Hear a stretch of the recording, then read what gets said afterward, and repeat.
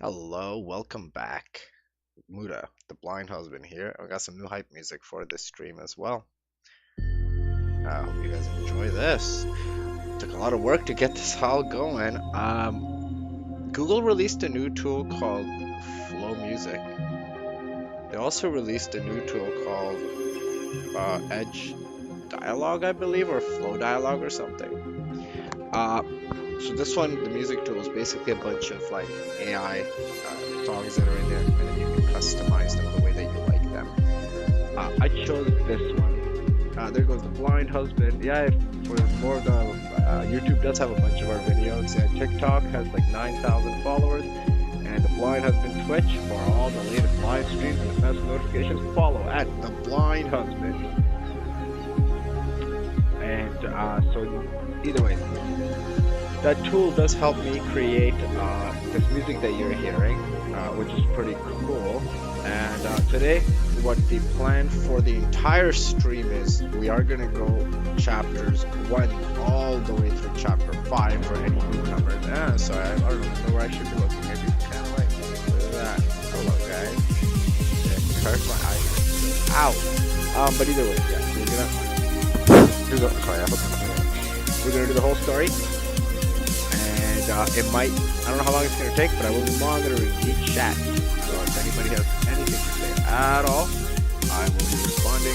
I will see you guys after the book, chapters 1 through 5, The Lethal Journey, or just Lethal Journey dash Destiny. That is what we're calling the working title for this particular novel right now. And I hope you all have a great day. See you on the flip. Let's get it.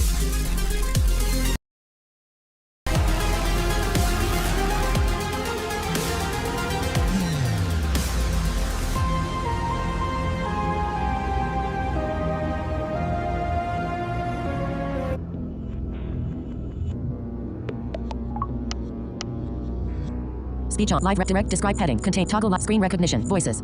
Sounds. Punctuation. Sounds. On. Sounds. Easy reader. Active. Easy reader. Active. Play. Steel support beam 30 floors above the previous. A dumb wakes up before the artificial daylight cycle flickers on inside. Previous. Chapter. Lethal journey. Speech off. Chapter 1.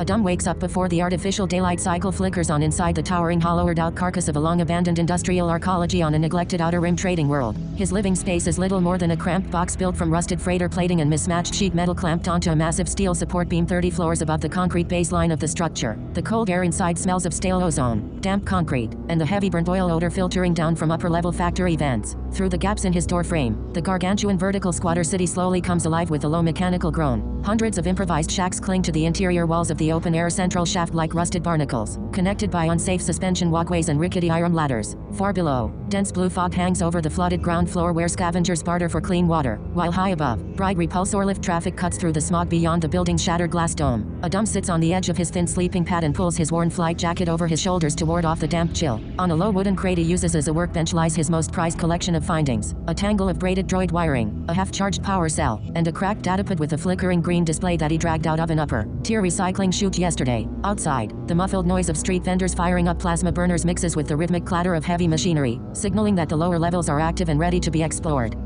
Adam pushes open his heavy corrugated metal door and steps out onto a narrow, rusting catwalk that clings to the sheer inner cliff of the giant arcology. The air hits him immediately, thick with the stench of synthetic cooking oil, burning refuse, and moisture dripping from the miles of tangled pipes overhead. Below him, the massive central shaft drops into a hazy gloom where the faint neon glow of makeshift storefronts bleeds through the gray smog. To get the cracked datapad working, Adam needs to find a functional micro power regulator and a clean data bridge connector. He can either head down the hanging iron ladder to the crowded black market bazaar on level 10 where scrap dealers trade in salvaged tech, or he can climb higher up into the maintenance service tunnels where old automation droids have been abandoned. Adam stands frozen on the narrow, vibrating catwalk outside his door, his fingers tightening instinctively around the cold, cracked edge of the datapad in his pocket. His gaze drops down into the dizzying, gray-tinted abyss of the lower levels where the massive open-air bazaar on level 10 pulses with faint, flickering neon lights. Part of him desperately wants to go down there. The lower market is a chaotic symphony of life, smells, and motion, filled with sizzling street food, colorful merchant stalls, and the steady hum of commerce that makes him feel like he is part of a larger universe. Yet, as the memory of his last trip down there surfaces, his stomach tightens into a hard knot. It had been a disaster. He remembers the sharp, bitter smell of ozone mixing with cheap spice, the rough shove of a bulky transition scrap hauler who nearly knocked him off the walkway, and the cold, dismissive sneer of a Rhodian junk dealer named Pago. Pago had caught Adam trying to pocket a loose micro-diode, grabbed him roughly by the collar, and threatened to feed him to the scrap compactor down in the sub-basement. Adam had barely managed to slip away into the crowd, his heart hammering against his ribs, empty-handed and humiliated. He knows that heading back down there today with 0 credits, no trade goods, and a reputation as a desperate kid who got caught stealing would only make things infinitely worse. The vendors recognize him now. Without money, a kid like him is just a target or a nuisance to be swatted away. That leaves only one option, and the mere thought of it sends a cold shiver down his spine. He has to go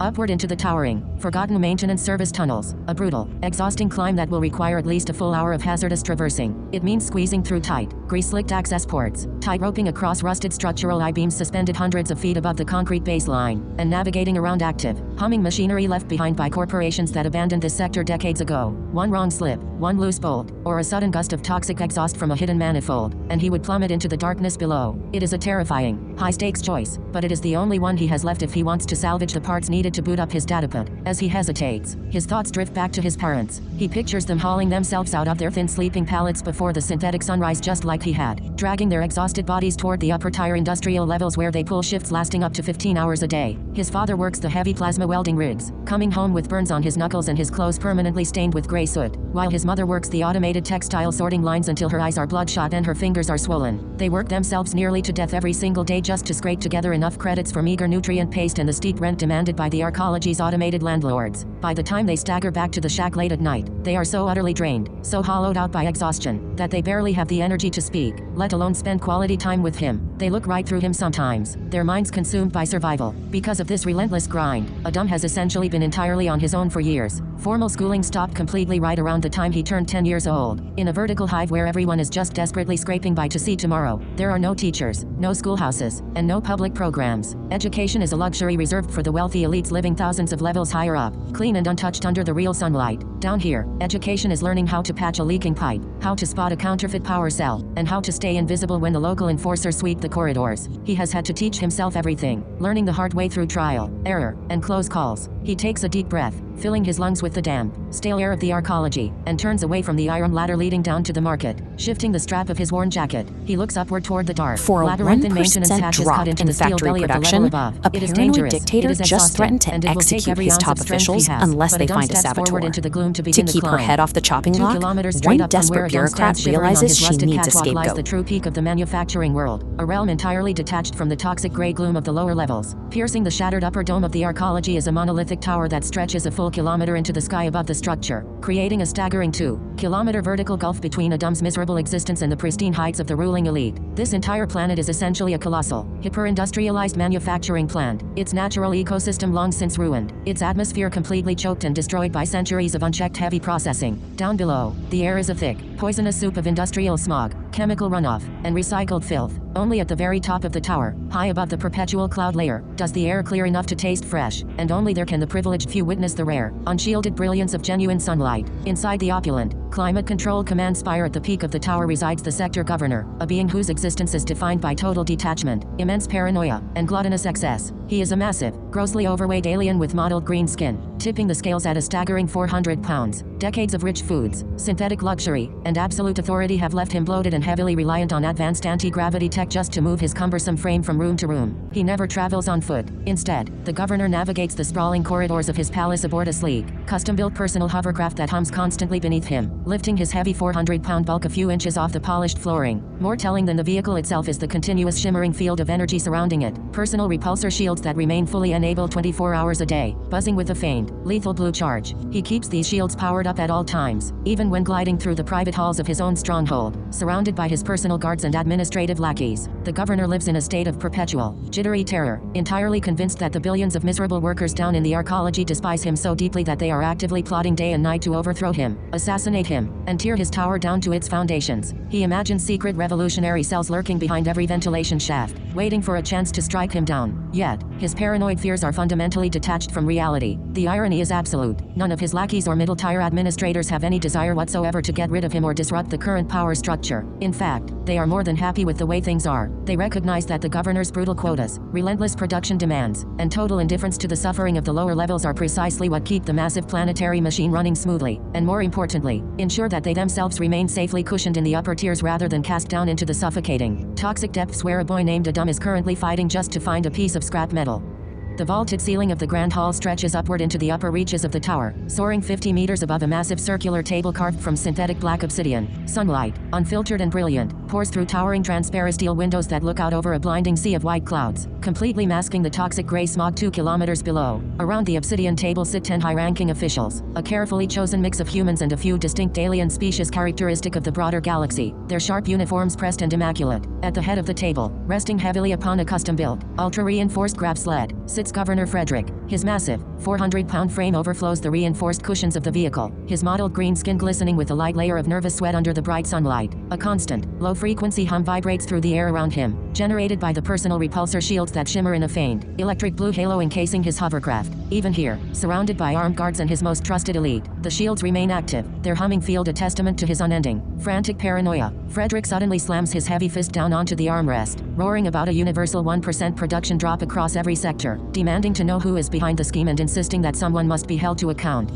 To Frederick's left sits Danielle, an administrative official who is not from this planet. Her presence in the upper tier is the result of a cosmic fluke. Years ago, her aging cargo freighter suffered a catastrophic hyperdrive malfunction while en route to her homeworld, forcing an emergency landing on this toxic industrial globe. By the time she and her crew managed to scrape together enough credits to fix the ship, years had passed, rust had consumed the vessel, and repair costs far exceeded its value. Stranded and desperate to avoid the miserable slums of the lower levels, Danielle scrubbed her past, applied her off-world organizational skills to the Arcology's bureaucratic machine, and climbed her way into the governor's inner circle. Now, seated in the brilliant sunlight, she maintains a polished, compliant exterior, playing her part in Frederick's theater of paranoia because keeping the wheels turning is her only guarantee of safety above the clouds.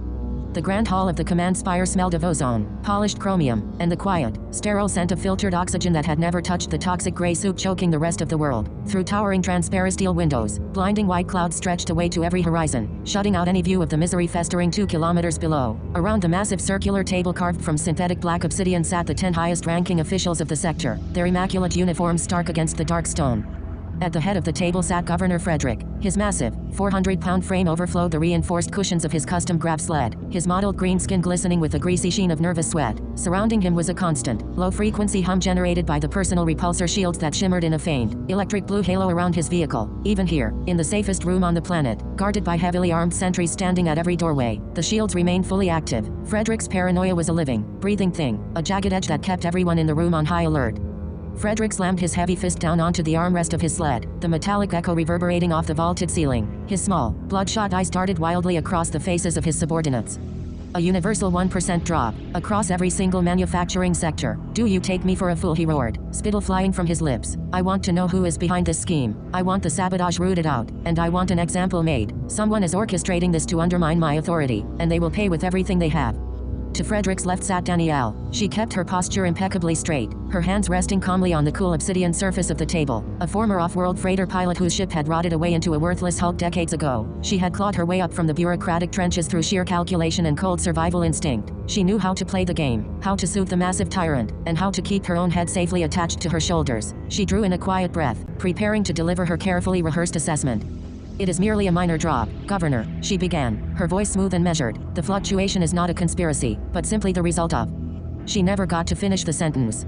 Frederick exploded. The air in the room seemed to drop 10 degrees as his face flushed a deep, mottled purple, with emotion so violent it nearly tipped his grab sled. He lunged forward, cutting her off entirely. Minor? Minor, he screamed, his voice cracking with unbridled fury. You dare sit there in the sunlight and tell me that systematic sabotage is a minor deviation? You think you can brush this away with bureaucratic platitudes while the machine falters? The other 9 officials froze, their eyes fixed rigidly on the tabletop, too terrified to even breathe. Danielle's calm exterior cracked just a fraction. Her fingers tightened against the obsidian edge as Frederick's bulging eyes locked onto hers with lethal intensity. You listen to me very carefully, Danielle, Frederick hissed, leaning so far forward that the shimmering blue energy of his personal repulsor shield crackled dangerously close to the table's edge. I am surrounded by incompetence and betrayal. You think this is a game of ledgers and margins? It is war, and someone has to answer for it. He jabbed a thick, sausage-like green finger directly at her chest. I want the culprit found, and if you don't find him in the next weekend, and fix the issues once and for all, your head will be on the chopping block. The silence that followed was absolute, heavy with the suffocating weight of his tyranny. Danielle knew the governor well enough to recognize the dead, flat look in his eyes. He wasn't using a metaphor. He meant it literally. Down in the sub-basement workshops, among the rusting machinery and industrial waste, there were automated guillotine-style maintenance blades historically used for shearing heavy piping. He would have her dragged down there, strapped to a frame, and severed from her neck simply to send a message to the rest of the trembling administration.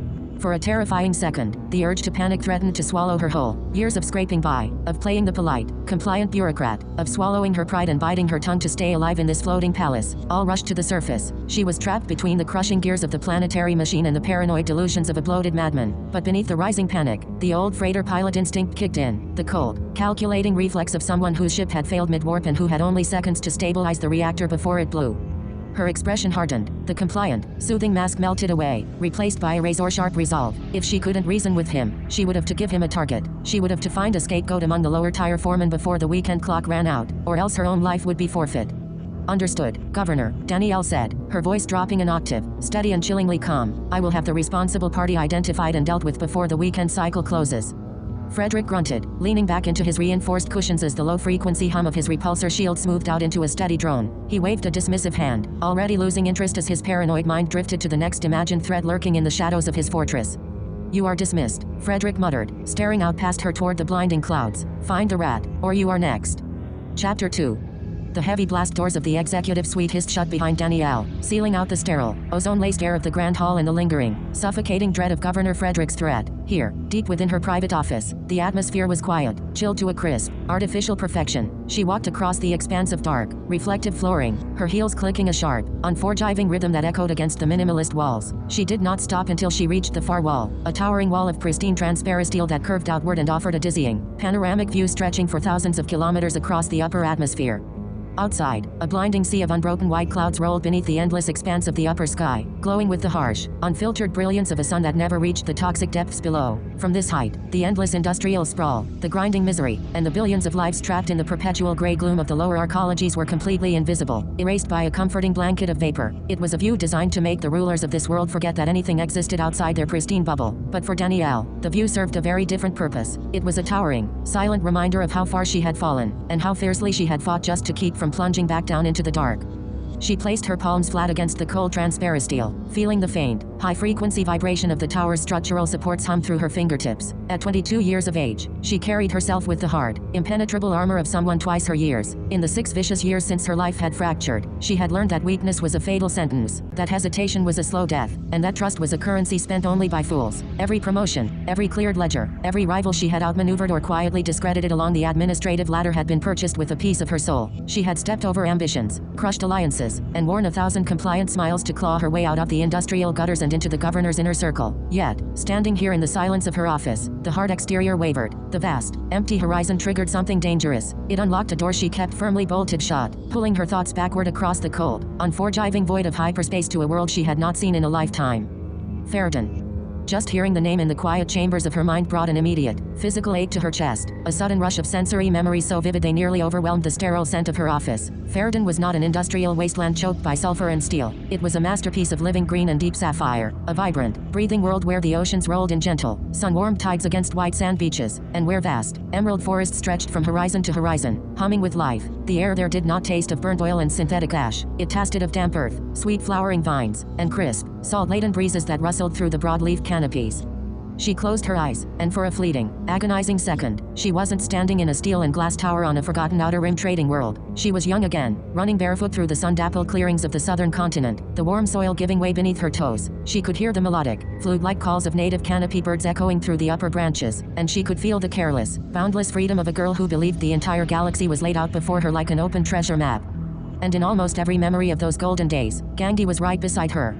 Gangi, the very thought of him pulled a tight, painful knot into her throat. He had been her closest friend, a boy whose mind worked in ways ordinary people could never comprehend. While other children spent their days playing in the rivers or racing through the dense undergrowth, Gangi was always tearing things apart. He had an uncanny, almost magical affinity for technology. Give him a broken wrist comms unit, a shattered atmospheric probe, or a rusted agricultural drone, and within an hour he would have the casing off, his fingers moving with surgical precision, rewiring circuits and boosting power outputs until the machine did things its creators never intended.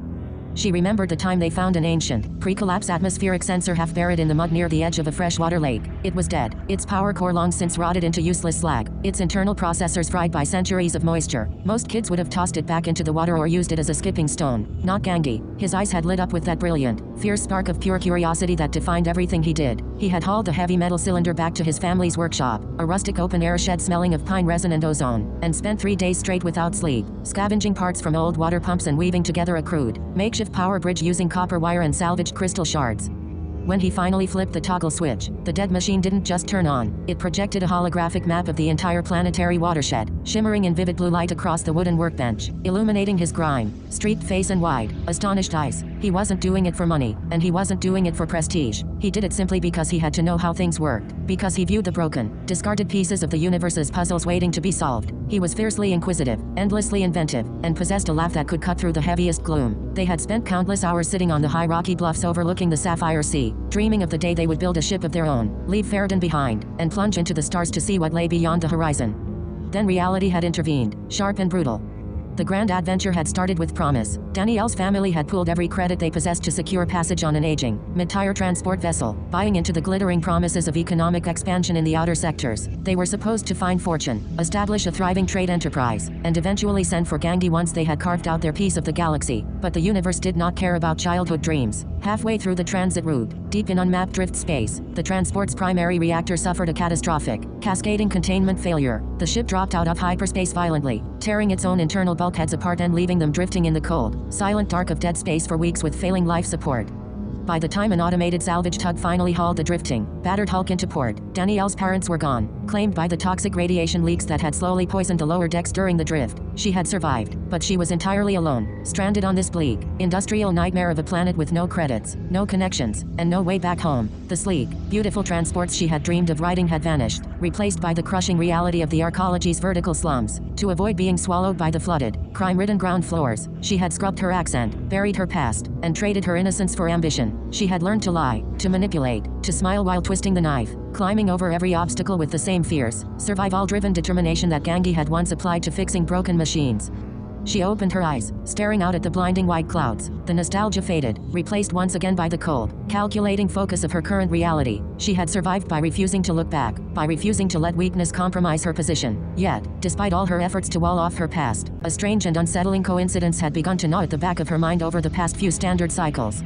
It started with the whispered reports from the middle tire maintenance supervisors, casual mentions of an elusive, unrecorded kid living down in the lower shafts who had an impossible knack for repairing defunct hardware with practically nothing, a shadow in the rust, someone who slipped through sealed maintenance hatches using hand-tooled bypass tools that shouldn't have existed, bringing dead circuit boards back to life with scavenged copper and sheer ingenuity. But it wasn't just the technical skill that caught her attention. It was something deeper, a haunting echo she couldn't quite shake. The security logs and informant descriptions painted a picture of a human boy, roughly 10 to 12 years old, with light brown skin, an intense, restless curiosity in his eyes, and an innate, uncanny genius for electronics. Every time she heard a report of this unknown child working miracles with discarded wiring and flickering data pumps, a phantom image of Gangi sitting at his workbench on Farad'n flashed behind her eyes. It was impossible, of course. Gangi was light years away on a green planet she would likely never see again, living a life untouched by this industrial hell. But the parallel was too striking to ignore, a ghost from her past reaching out across the vertical gulf of the Arcology. Danielle shook her head sharply, dismissing the sentimentality before it could take root. This wasn't the time for ghosts or childhood memories. She had a massive crisis on her hands, a looming deadline imposed by a paranoid tyrant, and a week to find a scapegoat or face the executioner's blade. She turned away from the panoramic window, her heels clicking sharply against the floor as she strode toward her desk to access the security archives. If there was a clever, tech-savvy kid running through the service tunnels of the lower levels, perhaps he was the exact piece she needed on her board to solve the governor's crisis and secure her own survival. Adam hung suspended in the suffocating gloom 200 feet above a pitch-black industrial chasm, his weight anchored entirely by a fraying length of synthetic fiber cord lashed around a rusted structural beam overhead. The air here was no longer just damp, it was thick, roiling with a stifling wave of radiant heat exhaled by hidden generator manifolds buried deep within the Arcology's spine. Every breath tasted of scorched copper and ionized sweat, burning the back of his throat as the metallic din of the lower levels morphed into a continuous, deafening industrial roar. Deep in the abyss beneath him, massive hydraulic presses hammered in a sluggish, rhythmic cadence, sending heavy vibrations shuddering up through the cables and rattling his teeth.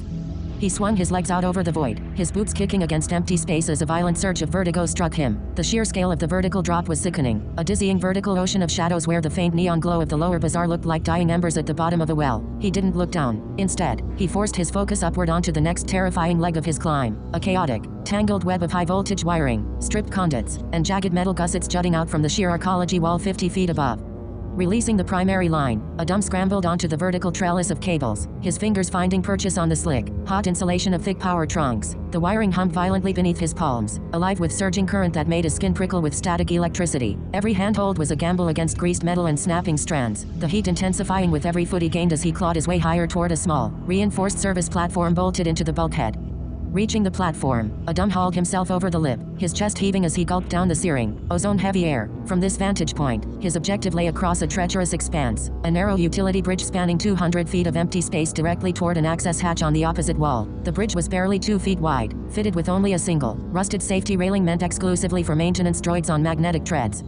To anyone else, it was a death trap, but Adam had walked this razor-thin span a dozen times before, as the furnace-like blast of nearby exhaust vents washed over his back, pushing the ambient temperature into the high 90s. He stepped onto the narrow span, his boots found their familiar, rhythmic stride on the gridiron floor, the single railing vibrating under his white-knuckled grip as he crossed the dizzying chasm with practiced, desperate precision toward the override panel that would grant him access to the sector's hidden interior. Adam pressed his back flat against the freezing corrugated steel of the bulkhead, the vibrating hum of the utility bridge fading beneath the relentless, metallic heartbeat of the Arcology's internal machinery. Before him sat the prize, a heavy, resist maintenance hatch sealed tight by a matte black biometric locking plate that pulsed with a faint, amber warning light. This wasn't just a physical barrier of reinforced alloy, it was a digital gatekeeper wired directly into the Arcology's lower tier subnetwork, guarding the classified internal service arteries that spiderwebbed across the vertical city.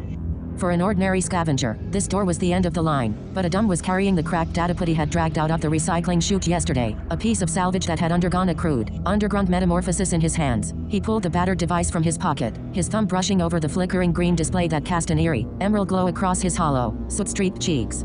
As a level 1 netrunner in the brutal survival school of the streets, Adam's digital penetration abilities were raw, primitive, and terrifyingly risky. He didn't have sleek, military-grade cyberdex or clean, fiber-optic jack-in ports. Instead, his toolkit consisted of a frayed hand-tooled interface cable wired directly into the dataput's stripped auxiliary bus. To hack a door meant physically bridging the dataput into the local maintenance terminal's exposed data conduit, exposing his rig to the raw, unfiltered threat of the Arcology's automated defensive countermeasures.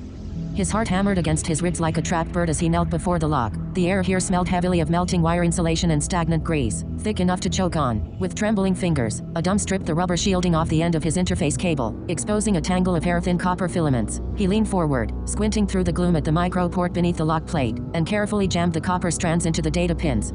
Instantly, the dataput in his hand vibrated violently. The flickering green screen dissolved into a cascading waterfall of raw hexadecimal code, scrolling past at a dizzying speed.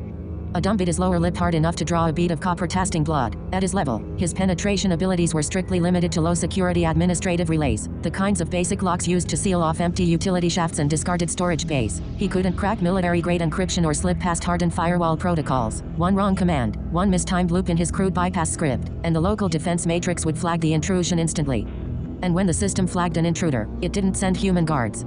The thought alone made his stomach twist into a hard, freezing knot. If the automated security grid detected his unauthorized digital signature probing its subroutines, it would instantly dispatch a squad of perimeter defense drones from the ceiling nests overhead. These weren't sluggish inspection units. They were sleek, lethal hunters equipped with heavy stunt sockets designed to lock up human nervous systems with high-voltage arcs, and devastating plasma rotators capable of melting through solid steel, or a human chest, in less than a second. If they caught him out here on this narrow ledge with nowhere to run, he wouldn't even have time to scream before he was reduced to a smoking heap of ash tumbling down into the dark abyss. He watched the screen with wide, unblinking eyes. The amber light on the hatch pulsed faster, shifting from a steady glow to an aggressive, stuttering flash. The security demon was pushing back, actively hunting the foreign code bleeding into its port. A wall of crimson warning text flashed across the bottom of the dataput. Access denied. Anomaly detected in Sector 4B. Panic surged through Adam's veins, hot and sharp. The system was locking down. The countdown to a lethal counterstrike had begun. In 3 seconds, the automated defense protocols would trace the feedback loop straight down the cable and fry his dataput, and probably his nervous system along with it. Don't panic. Just bypass the handshake protocol, he told himself, his mind racing back to the countless hours he had spent reverse engineering fried circuit boards in the dark. Instead of fighting the firewall head-on, Adam executed a dirty, brute force routing trick he had learned from an old, half-mad data smuggler 3 tiers down. He severed the primary data line on his screen, manually short-circuiting the dataput's half-charged power cell to dump a massive, unregulated surge of raw voltage directly back down the interface cable. It was a suicidal gamble. If he miscalculated the resistance, the feedback would blow up the dataput in his hands, searing his fingers to the bone. He slammed his thumb down on the execution command. A sharp, electric snap echoed in the cramped alcove, accompanied by a blinding flash of blue-white light that singed his eyebrows. The dataput went completely dead in his grip, the green screen blinking out into total blackness. Adam gasped, dropping the smoking device onto the metal grating, his hands recoiling as if he had touched a glowing plasma coil. For a horrifying second, he thought he had failed, that he had just destroyed his only prized possession for nothing. Then, deep within the bulkhead, came a heavy, mechanical clunk. The amber light on the biometric plate flickered violently, turned a solid, welcoming green, and with a hiss of escaping pressurized air, the massive heavy-duty maintenance hatch slowly slid inward, revealing the dark, cavernous service tunnel beyond. Adam let out a long, shuddering breath that felt like it had been trapped in his lungs for an hour. His hands were shaking uncontrollably, his skin slick with a cold layer of nervous sweat that contrasted sharply with the radiating heat of the arcology walls. He snatched up the darkened dataput from the floor, pocketing it alongside his salvaged micro-power regulator, and without wasting a single second, he scrambled through the newly opened threshold, diving headfirst into the shadows just as the distant, whirring whine of automated defense drones spooling up echoed from the upper ceiling vents. Deep within the dark, labyrinthine arteries of the service tunnel, the air was dead and heavy with the metallic tang of cooling oil and ancient dust. Shadows clung to the rusted steel ribs of the corridor, parting only to reveal a tall, gaunt figure hunched under a brutal burden. Slung across the man's broad back was a coarse, heavy sack containing an irregular, bulky device that clinked dully with every strained step he took. He moved with a frantic, jerky gait, his long limbs casting erratic shapes against the curved walls. Every metallic paying of cooling pipes, every distant groan of the arcology's shifting framework made him freeze. His head whipped back and forth, eyes wide and bloodshot in the dim emergency lighting, tracking non-existent pursuers. Yet, beneath the terror that threatened to choke him, a cold, unyielding resolve anchored his movements. He knew what was at stake. He knew the purpose of his clandestine mission. Buried deep inside the sack was a damp-sealed relay module designed to interface directly with the primary security perimeter system. It would sit dormant, an invisible sleeper cell wired into the digital nervous system of the station, waiting patiently for a precise future moment. When activated, it would bypass the central subroutines and silently unlock a specific vault door, a classified target whose contents remained a mystery even to him. His handlers had given him only one directive, and the heavy weight of that responsibility was the only thing keeping his trembling legs moving forward. Suddenly, a sharp scrape of a boot echoed ahead. The tall man sucked in a sharp breath, ducking instinctively behind a massive junction pillar. Just around the curve of the tunnel, a maintenance technician carrying a diagnostic kit stepped out from across corridor, intending to check a failing pressure valve. The technician froze, his eyes widening in sheer shock at the sight of an unauthorized intruder lurking in the restricted service conduits. Without a second thought, the worker's hand darted toward the emergency alert console mounted on the bulkhead, fingers clawing for the manual alarm trigger that would bring down blast doors and automated security teams within seconds. There was no time for hesitation, no room for mercy. Thousands of lives, and the entire future hanging on this mission, flashed before the tall man's mind.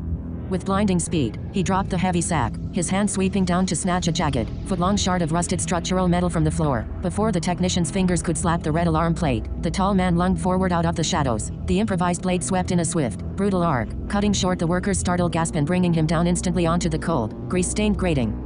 The tall man didn't look back, breathing heavily, his heart hammering against his ribs. He shouldered his heavy burden once again and plunged deeper into the dark, labyrinthine corridor toward his destination. The tall man moved through the labyrinth of the inner service conduit with the terrifying efficiency of a seasoned operative. Unlike the clumsy, brute force intrusions common among street scavengers, he was a level 10 technological penetrator, a master of digital and mechanical infiltration whose very presence in the system was treated by the arcology's defenses as a ghost in the machine. He did not hack, he negotiated with the architecture. Pausing before the primary junction box of the sector's security perimeter system, he pulled a compact, matte black bypass unit from his belt and pressed its integrated magnetic clamp directly against the reinforced casing.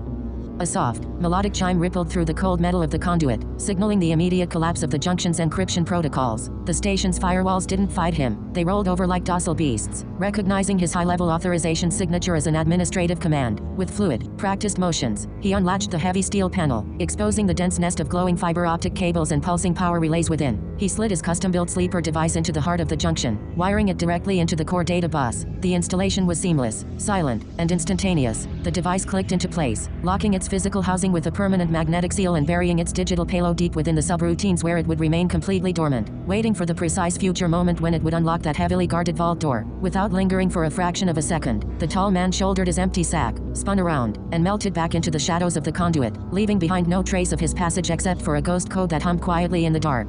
Miles away, wrapped in the suffocating heat and perpetual industrial heartbeat of the lower maintenance shafts, Adam navigated the twisting corridors with the instinct of a rat running a familiar maze. His lungs burned slightly from the stale, ozone-heavy air, but his hands moved with absolute confidence. By tracking a series of feigned, deliberate scratch marks and glowing paint tags he had carved into the rusted metal ribs during previous expeditions, he bypassed the dead end grates and hazardous steam vents that had stopped other scavengers in their tracks. Within minutes, he had pushed past a rusted security flap into a sprawling section of the arcology he had never explored before. He stepped out into what had once been an old residential unit, a cramped modular block suspended within the vertical superstructure that had been abruptly sealed off and abandoned a decade ago during a catastrophic sector breakdown. When the power had been permanently cut to this quadrant 5 years back, time had effectively stopped here. The air was dead, cold, and heavy with the scent of undisturbed dust and decaying polymers.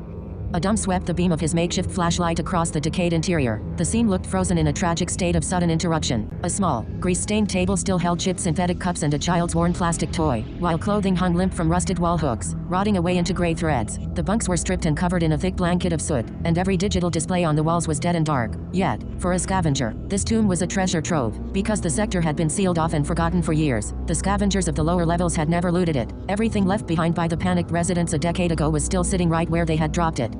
Moving quietly across the warped floor plating, Adam approached a Resist entertainment and communication console embedded in the bulkhead. Its casing was cracked, but its internal components were protected from the corrosive moisture of the open shafts. With careful, reverent fingers, he unscrewed the front faceplate and pulled out what he had been searching for, a small, intact residential communicator unit. He popped open its casing, carefully extracting the pristine micro data bridge connector and the auxiliary power regulation node nestled inside.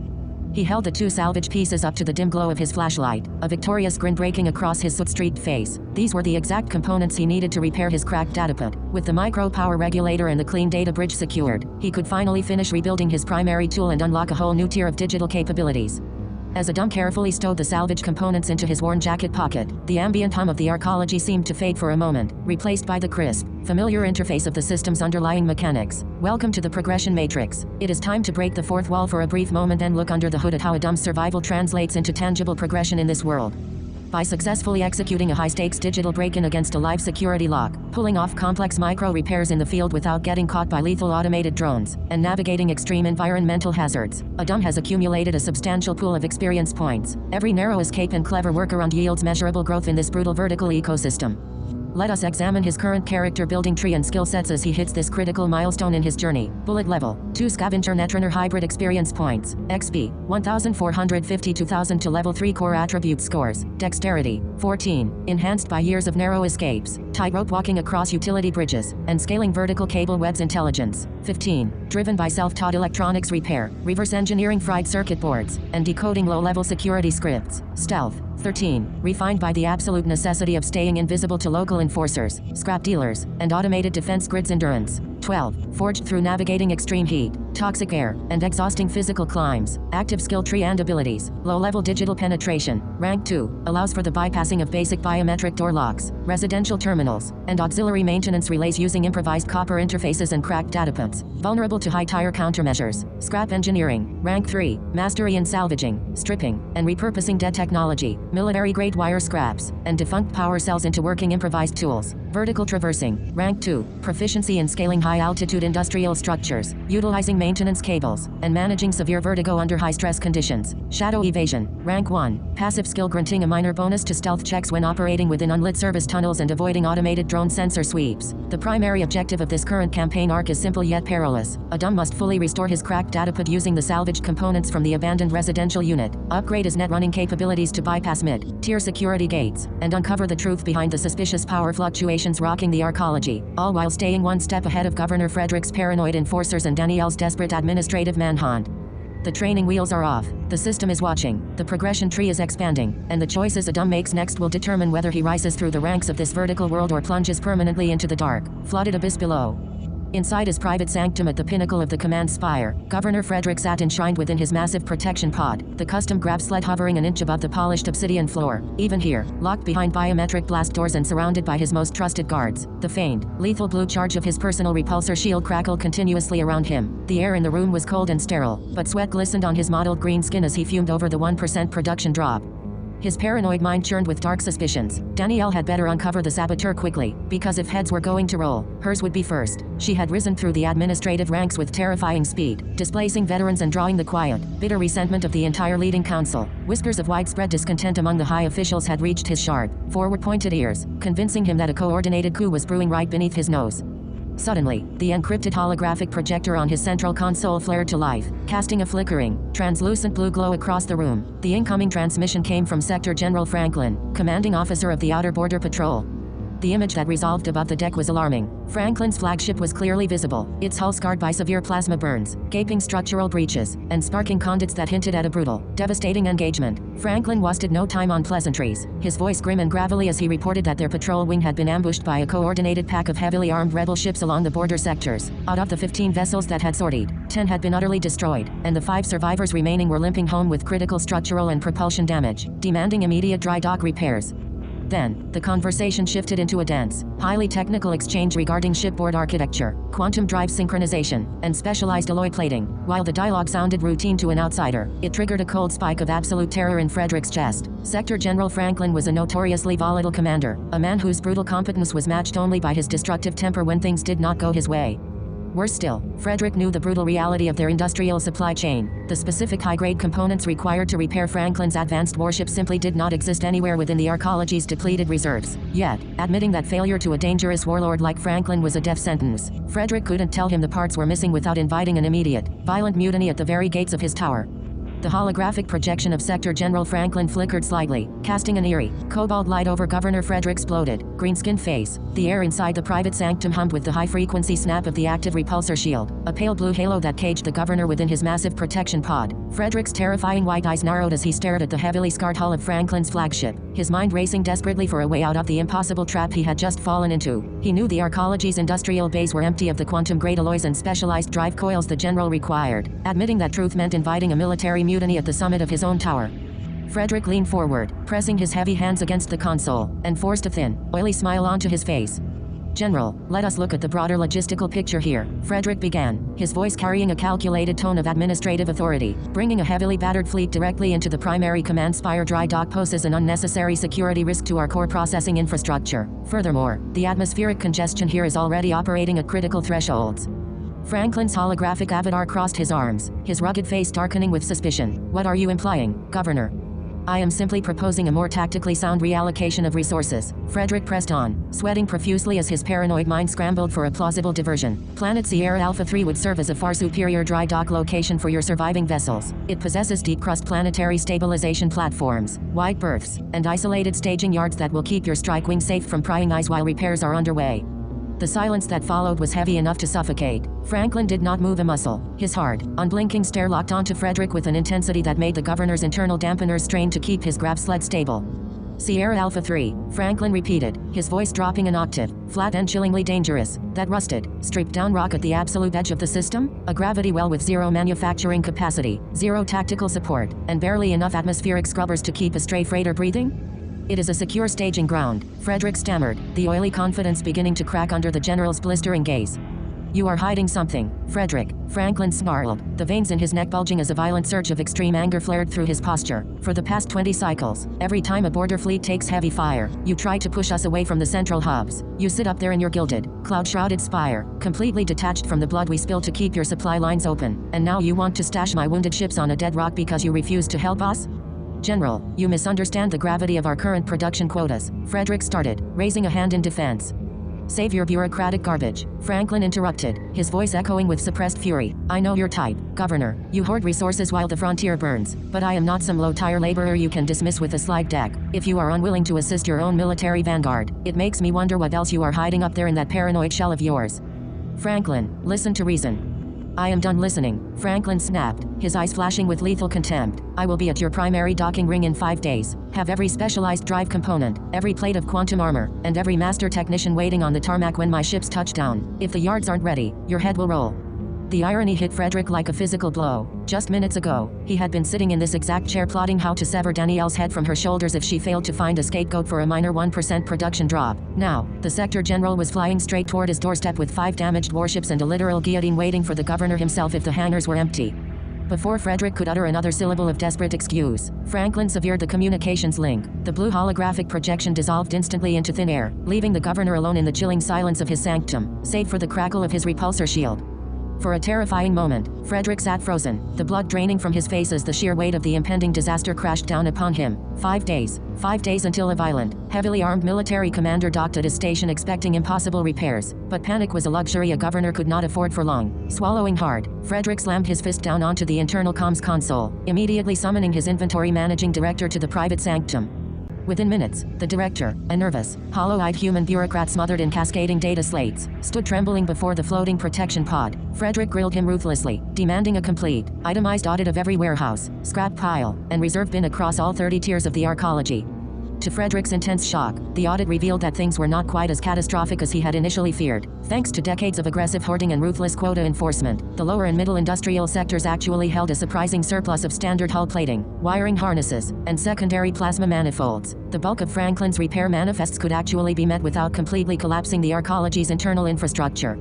However, as the director's finger scrolled down to the bottom of the master ledger, the blood drained from Frederick's face once more. 2 major quantum drive components, the ultra-rare, high-density magnetic core regulators required to stabilize the primary warp engines of Franklin's Class 4 flagships, were entirely missing from the inventory. Without those 2 specific parts, the surviving warships could not engage their hyperdrives, rendering them permanently grounded sitting ducks. And worst of all, those components were not manufactured anywhere within this sector. They had to be imported from Deep Core Systems, a supply chain that had been severed years ago. Those 2 missing components meant the entire repair operation would stall out, and when Franklin realized he had been handed broken promises, the 5-day countdown to Frederick's execution would reach its 0 hour. What followed was 5 days of absolute, unadulterated hell for Governor Frederick. The days blurred into an endless, agonizing gauntlet of high-stress crisis meetings, frantic administrative roll calls, and relentless communications calls with Franklin's vanguard officers to verify exact damage reports and coordinate incoming telemetry. Every waking second was consumed by the crushing terror of the impending deadline. Frederick's mood deteriorated from nervous paranoia into a frothing, volcanic rage that sent every servant, guard, and middle-tier official scrambling for cover whenever his grab sled humped down the corridor. He barked impossible orders, threatened executions for minor clerical errors, and pushed the arcology's manufacturing lines to 150% capacity, driving the exhausted human workforce to the absolute brink of structural collapse. By the time the final evening of the work week arrived, the 5 days had nearly run their course. The walls were closing in, the military fleet was breathing down his neck, and the missing quantum drive components were still nowhere to be found. Frederick sat in his dark sanctum, staring out past the transparent steel windows at the gathering clouds, his mind burning with a desperate, toxic fury. The weekend had practically arrived. Franklin was almost at the door, the inventory was critically flawed, and Danielle's promised deadline to solve the arcology's internal sabotage crisis was colliding with this military nightmare. Danielle better have a damn good reason for what was going on down below, because if she couldn't deliver a miraculous scapegoat, a stabilized workforce, and a solution to his cascading failures by morning, her head would be the very first one rolling across the obsidian floor to appease the general. Adum sat alone in the dim shadows of the abandoned residential unit, the only sound in the dead room being the quiet hum of his newly rebuilt datapad resting on the scarred table before him. The repair had not merely restored the device, through sheer intuitive brilliance and the upgraded micro-components scavenged from the console, he had inadvertently pushed its processing architecture far beyond its original factory specifications. The screen glowed with a crisp, stable emerald brilliance, cycling through advanced diagnostics and subroutines whose true depth he hadn't yet begun to unlock. He looked down at the meager foil-wrapped meal of nutrient paste he had managed to purchase using a handful of credits earned by trading away some leftover scrap components to a shady dealer down on level 8. As he ate in silence, a heavy wave of melancholy settled over his chest. He thought of his parents, picturing them right now staggering through another exhausting shift in the upper-tier industrial levels, their bodies broken by decades of relentless labor just to keep them alive. He hated seeing them work nearly to death, trapped in an endless cycle of misery while the elites lived in luxury above the clouds, and he wished more than anything that he could somehow change their fate. Miles away, amid the suffocating crush of workers lining up in a dank concrete corridor for the start of another 15-hour shift, Adam's father stood tall above the crowd. The massive, heavily scarred man with 2 decades of plasma burns etched into his skin was none other than the tall operative who had carried the sleeper device through the service tunnels. In the dim light of the muster station, he caught the eye of a fellow underground contact passing by, offering a subtle, tightly controlled hand gesture to signal that the mission was accomplished and the security system was successfully compromised. The rebellion was moving into its next phase, and he was a central pillar of it. Back in the quiet isolation of the ruined apartment, Adam turned his attention away from his cold meal and back to the datapad. Deprived of any formal schools, public programs, or teachers, he had built his own curriculum through trial, error, and relentless self-education. He plugged a high-density data stick he had salvaged from the apartment's central terminal directly into the datapad's new data bridge connector. The screen flooded with a massive, cascading catalog of information. It was an archived backup library containing billions of documents, technical manuals, historical records, and comprehensive educational courses spanning dozens of advanced scientific fields. As the data indexing completed, a synthetic, localized advisory interface initialized on the screen, functioning as a primitive artificial intelligence companion that he could query, learn from, and interrogate for answers in his ongoing quest to understand the universe. Every educational module he completed, every technical schematic he mastered, and every complex algorithm he solved poured a steady stream of experience points into his progression matrix. His intelligence attribute climbed, his net running rank advanced, and his skill tree expanded, laying the foundation for a future where a kid from the lower arcology wouldn't just survive the machine, but learn how to take it apart piece by piece. Adam tapped the glowing emerald surface of the datapad, and the interface shifted instantly, shedding its cold system diagnostics to boot up a forgotten tactical simulation program nestled deep within the salvaged data stick. The screen blinked alive, casting a vibrant green illumination across his soot-streaked face. In the center of the display sat an interactive virtual workspace, displaying a wireframe schematic of a compact, multi-role atmospheric shuttle meant for a crew of no more than 6 souls. It was an engineering marvel reduced to absolute scrap, its exterior hull plating buckled, its port maneuvering thruster sheared off completely, and its internal life support conduits fried into a tangled mess of carbonized copper. Yet, as Adam zoomed in with a pinch of his fingers, he saw that the structural keel and titanium alloy substructure were entirely intact. It was the ultimate digital sandbox for a kid who had spent his life staring up at the stars through a shattered glass dome. Representing Adam inside the simulation was a tiny, squiggly avatar with oversized goggles and a frantically wagging tail. A humorous little sprite he had programmed into the datapad's boot sector just to keep himself amused during the long, freezing hours in the dark. The game interface flashed a bright prompt across the top of the viewport. Hull integrity 12%. Salvage or perish. Level 1 shipbuilding module. In the chat stream overlay that Adam had wired into the corner of his personal HUD, simulating his dream of one day broadcasting his repairs to the wider galaxy, a flurry of imaginary viewer comments scrolled past, cheering on the little squiggly guy as he strapped on a virtual plasma torch and prepared to dive headfirst into the mangled hull. Adam gripped the edge of the datapad, his heart racing with excitement as he took manual control of the squiggly mechanic. Using the touch-sensitive grid, he navigated his tiny avatar through a gaping plasma tear in the shuttle's dorsal plating, dropping straight into the ruined cockpit. The interior detail of the starship was staggering. Every toggle switch, circuit breaker, and secondary manifold was rendered in hyper-realistic technical precision. The pilot seats were chaired frames, the primary flight console was dripping with melted polymer, and the central navigation computer was completely dead. But Adam knew that spaceships weren't about the shiny exterior paint. They were living, breathing machines built on logic, pressure, and power flow. Step 1. Clear the debris. He guided the squiggly avatar over to a massive chunk of twisted bulkhead wedged directly across the pilot's primary flight yoke. With a quick tap of the salvage tool icon, his avatar pulled out a virtual heavy-duty plasma cutter. Sparks flew across the screen in a brilliant shower of green pixels as the squiggly guy carefully traced the stress lines of the metal, making sure not to nick the underlying hydraulic lines. With a satisfying mechanical clonk in the simulation audio, the severed chunk of steel broke free. Adam swiped his thumb to the side, and the squiggly avatar kicked the heavy debris out into the vacuum of space, clearing the path to the flight controls. Step 2. Rewire the auxiliary power bus. This was where Adam's natural genius truly shone. The simulation presented a maddeningly complex puzzle of fried circuit nodes, blown fuses, and crossed data lines leading from the secondary power cell to the cockpit avionics. If he hooked the positive lead into the wrong node, a simulated electrical surge would instantly fry the entire dashboard, sending the little squiggly avatar flying backward in a comical puff of digital smoke. Adam leaned in close, his eyes darting across the schematic diagrams flashing in the corner of the screen. He recognized this architecture instantly. It shared the same logic flow as the air filtration valves in the lower industrial shafts, just scaled up for deep space flight. Using his stylus, he grabbed the virtual wiring harness, routing a heavy-gauge positive cable around the blown capacitor bank and bridging it directly into the primary flight computer's auxiliary relay. He spliced a secondary ground wire using salvaged copper nodes, exactly the way he had practiced in real life with his datapad repairs. He held his breath and tapped the master ignition switch on the virtual console.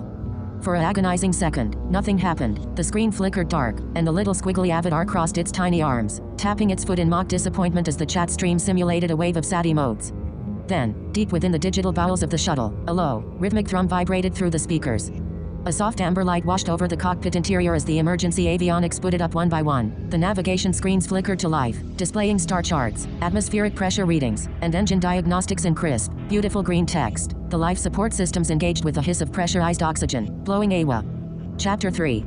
Deep beneath the deafening, rhythmic thunder of the heavy plasma forges in Sector 4, far below the prying optics of the Arcology's automated security grid, a massive, rusted coolant reservoir chamber sat empty. The air here was suffocating, thick with the acrid stench of sulfur and the metallic tang of dried machine blood. Shadows clung to the curved, condensation-slicked walls, shivering with every heavy hydraulic strike that echoed from the active foundries above. John stood perfectly still in the center of the gloom, even in the dim, flickering light of a dying emergency lumen. His towering, 6-foot-plus frame was imposing. His massive shoulders were tense, the thick muscles of his arms corded tight beneath his soot-stained work jacket. He rubbed his heavily scarred knuckles, tracing the jagged ridges of old plasma burns while he waited. He was exhausted, his bones aching from a brutal 15-hour shift on the welding lines, but adrenaline pushed the fatigue aside. From the absolute darkness of the eastern access tunnel, a faint, high-frequency hum began to vibrate through the damp air. John dropped his hands to his sides, his posture stiffening as 6 figures emerged from the blackness. They moved without a single footstep echoing on the grated floor, gliding into the dim light of the reservoir like ghosts drawn from the static of a dead holoscreen. None of them had a discernible face, none of them even had a defined physical form. They were utilizing black market digital scramblers, highly illegal, military-grade camouflage rigs strapped to their chests that projected a localized, spherical distortion field around their bodies. Looking at them was like staring through a cracked prism into a storm of dead pixels. Their outlines constantly shifted and blurred, their height seemingly fluctuating as the holographic camouflage fragmented the light around them. Where a head should be, there was only a swirling vortex of gray and black static. Where arms and legs moved, the space simply warped, bending the background pipes and rusted walls into sickening, funhouse mirror reflections. It was a perfect, absolute anonymity. Even if the governor's enforcers were recording the meeting, all they would capture was a visual void. One of the static-shrouded figures stepped forward. When it spoke, the voice was run through a heavy synthetic modulator, stripping away all traces of gender, age, or accent. It sounded like grinding metal and synthesized wind. The perimeter relay is in place, the voice stated flatly. The sleeper code is dormant within the primary junction. You executed the installation flawlessly, John. John offered a single, tight nod. He didn't speak. In this circle, words were a liability. The figure shifted, the static field around it rippling violently for a second before stabilizing. What Danielle and the governor's lapdogs believe is a minor, unexplainable 1% drop in planetary manufacturing efficiency is not a statistical anomaly. It is us. A second figure stepped up beside the first, its modulated voice echoing the exact same flat, metallic tone. The 1% margin was carefully calculated. It is the exact threshold of failure that triggers administrative panic without triggering a full-scale military lockdown of the lower levels. For the past 3 months, we have been systematically bleeding the Arcology's supply lines, misalligned sorting algorithms on the textile belts, microscopic fractures induced in the atmospheric scrubber valves, routed shipments of raw hyperalloy diverted into the incinerator chutes. It is 1,000 tiny, invisible cuts. We are starving the beast just enough to make it thrash, the first figure resumed. And right now, Governor Frederick is thrashing exactly the way we anticipated. He is looking inward, hunting shadows and blaming his own council. His paranoia is blinding him to the true threat, which means the board is finally set for the next phase. John crossed his massive arms over his chest, his brow furrowing deep beneath his grime-streaked forehead. Phase 2, he rumbled, his deep, gravelly voice cutting through the hum of the scramblers. Tell me what is coming. The 6 figures seemed to tighten their loose circle around him, the distortion fields overlapping and bleeding into one another like a wall of gray static. In 5 days, General Franklin is bringing 5 heavily damaged warships into the primary upper atmosphere dry docks, the leader said. The general is demanding a massive influx of specialized quantum drive components and heavy hull plating. The upper administrative tiers are currently in a state of absolute, blind panic trying to source materials they simply do not have. Every security eye, every enforcement drone, and every administrative lackey will be staring at the sky, focused entirely on the docking ring and the military vanguard. Which leaves the ground floor wide open, John murmured, the tactical reality snapping into focus. Exactly, the second figure replied, but we are not just using the distraction, we are using the convoy itself. Franklin's ships are limping, they are dragging a massive debris field and emergency auxiliary modules with them. Hitched to the blind spots of the flagship's lower hull are 3 heavy-duty stuff pods. John's eyes narrowed. Stuff pods. It was a lower-tier dockworker slang for the massive, unmanifested, lead-line cargo containers typically used to haul toxic industrial slag or deep space waste out of the system. They were heavily shielded to prevent radiation leaks, which meant they were entirely impenetrable to standard biological and life sign scanners. They aren't filled with slag, the leader confirmed, anticipating John's thought. They are filled with our people, a specialized team of off-world rebels, heavily armed and carrying the decryptor keys needed to interface with the sleeper device you planted yesterday. They have been riding in the freezing dark of those stuffed pods for weeks, bypassing the system's outer perimeter blockades by hiding in the shadow of the military's own crippled flagship. John felt a cold chill run down his spine, completely independent of the damp chill in the reservoir. The scale of the operation was staggering. They weren't just causing a minor disruption anymore. They were actively importing an invasion force under the governor's nose. When the fleet docks, the figure continued, the automated loading cranes will detach the stuffed pods and drop them down the central freight shafts into the lower tire processing bays to be incinerated or crushed. That is where you come in. The leader raised a static blurred arm, pointing directly at John's chest. You are going to let a ground team, the synthesized voice commanded. We have selected a squad of 12 local rebel sympathizers, heavy lifters, plasma cutters, and dock rats who know the freight shafts better than the automated systems do. You will position your team at the bottom of the central freight chute in Sector 7. When those stuffed pods drop, you will have exactly 4 minutes to intercept them, cut through the lead line bulkheads, and extract the off-worlders before the automated crushers engage and flatten the pods into scrap metal. John's jaw tightened. Sector 7 freight chute. It was a massive, lethal environment filled with crushing hydraulic plates and incinerator vents. If his timing was off by even a few seconds, the off-worlders would be crushed into a cube of bloody steel, and his entire ground team would be trapped in the processing grid. Once you pull them out of the pods, the second figure added, you will guide them through the maintenance arteries directly to the security perimeter junction where you planted the module. The off-worlders will activate the sleeper code, unlock the target vault, and initiate the primary assault. You are the bridge, John. Without you, the off-worlders die in the crushers, and the vault remains sealed. John stared into the swirling vortex of static that served as the leader's face. He thought of his wife, her hands swollen and her eyes bloodshot from endless hours on the textile lines. He thought of Adam, brilliant and entirely alone, piecing his education together from scraps in the dark, forced to navigate a toxic, rusted cage just to survive. The weight of his family's suffering pressed against his ribs like a physical weight, hardening his resolve into unbreakable iron. I need the exact drop schedule for the pods, John said, his voice dropping into a low, deadly register, and I need the manifest of the ground team you've assigned to me. I won't take anyone who hesitates. You will have the data packet transferred to your secure terminal by morning, the leader said. Gather your people quietly, ensure their tools are charged and their plasma cutters are hot. In 5 days, when the sky fills with broken warships and the governor is looking up, we tear the foundation out from under him. The 6 figures did not offer handshakes or parting pleasantries. Their mission delivered. They turned in perfect synchronization and began to glide back toward the pitch-black tunnel from which they had emerged. The localized distortion fields warped the shadows around them, their forms stretching and fragmenting until the high-frequency hum faded into the oppressive roar of the distant plasma forges. John stood alone once more in the center of the rusted coolant reservoir. The air felt heavier now, charged with the electric anticipation of the coming storm. He reached into his pocket, his calloused fingers brushing against a small, carved wooden token he had made for Adam years ago. He gripped it tightly. 5 days. 5 days until the stuffed pods dropped. 5 days until the off-worlders hit the ground. 5 days until the invisible cuts they had inflicted on the planetary machine finally bled it dry.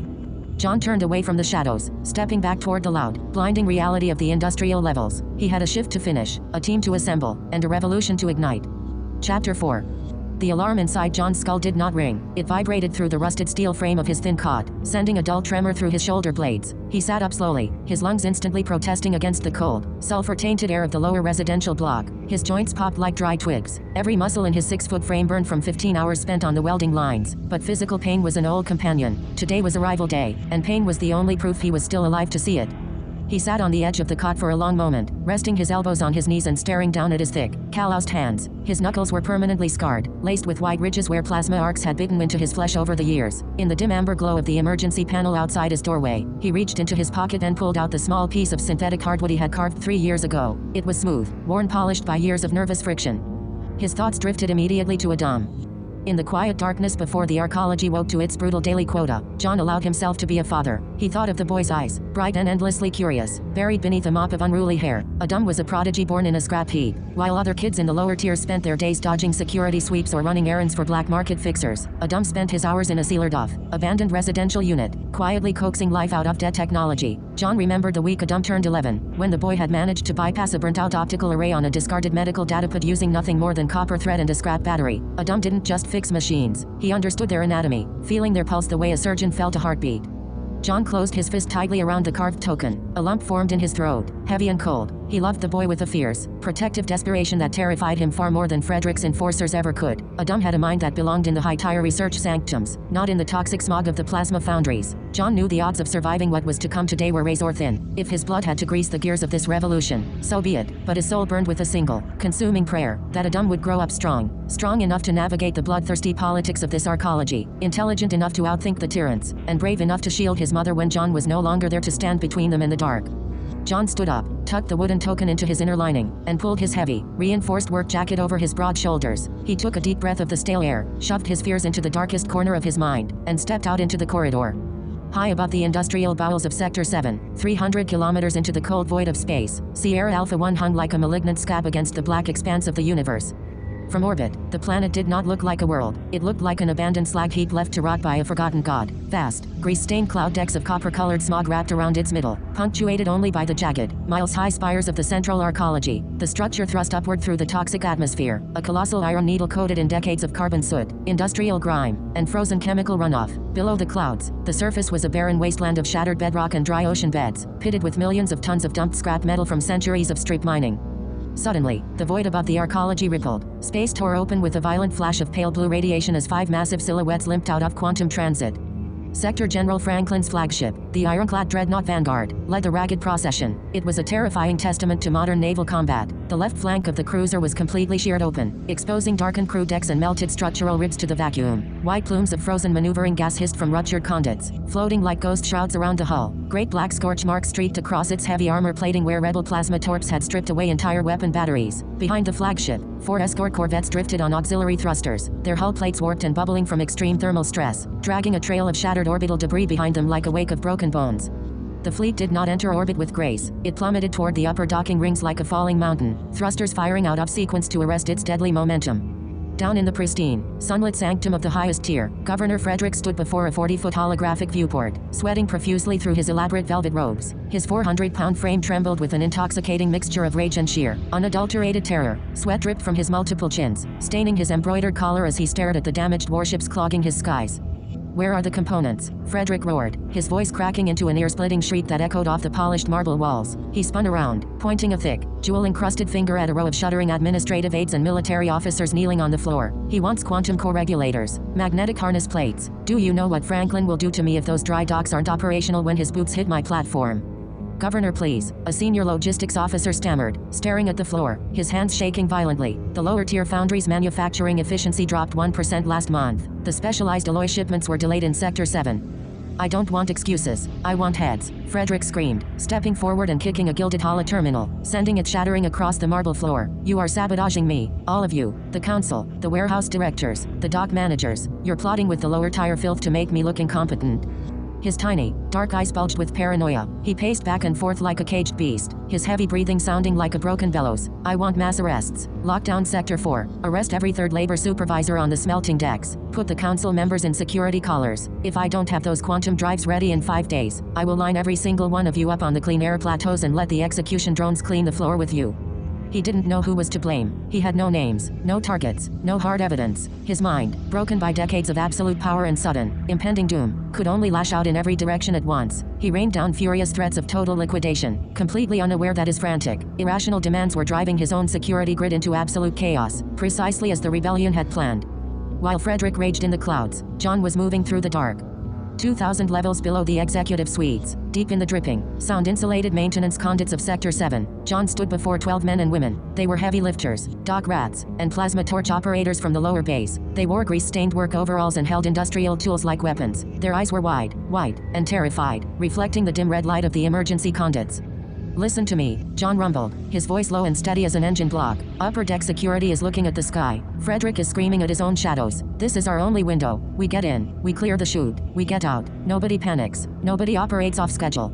He turned and led the squad into the central incinerator access shaft. The air here was suffocatingly hot, carrying the metallic stench of superheated iron and burnt oil. Far above them, the massive central freight shaft stretched upward like a hollow mountain, running all the way to the orbital docking ring. At the very bottom sat the Sector 7 incinerator bay, a nightmare realm of automated hydraulic crushers and high-powered plasma evaporators designed to vaporize millions of tons of industrial slag.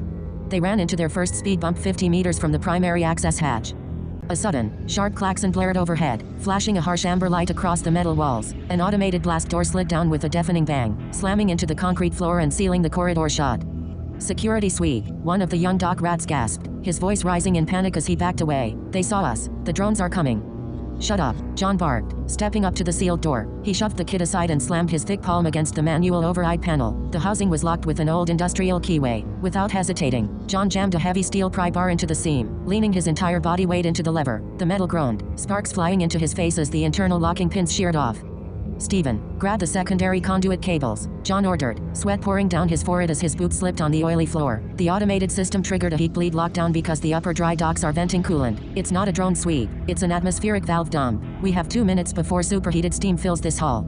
Stephen, a former military officer serving a penal sentence in the foundries, moved instantly. He shoved a heavy copper bypass rod into the exposed wiring panel, forcing the high-voltage leads together. A bright blue electrical arc erupted with a violent snap, scorching the sleeves of John's jacket and burning the smell of ozone into the air.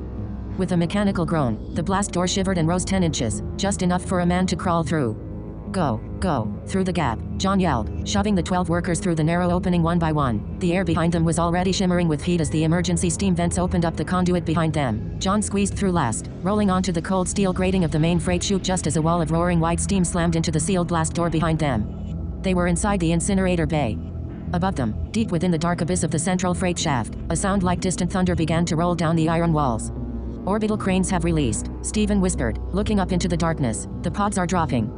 The sound grew from a rumble to a deafening, terrifying screech of metal tearing against metal. 3 colossal, lead-lined stuffed pods, each the size of a 2-story residential block, were plunging down the central shaft, gravity pulling them at terminal velocity toward the Sector 7 processing bay. They were designed to be caught by automated magnetic arresters, stabilized for 3 minutes, and then tipped directly into the grinding hydraulic crushers below.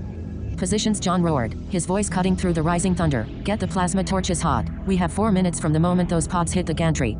The 12 local workers scrambled across the narrow catwalks, their knuckles white as they gripped heavy, pneumatic cutting rigs. Their faces were pale, bathed in the blinding orange light of the plasma core glowing beneath the floorboards. A second later, the world ended in noise.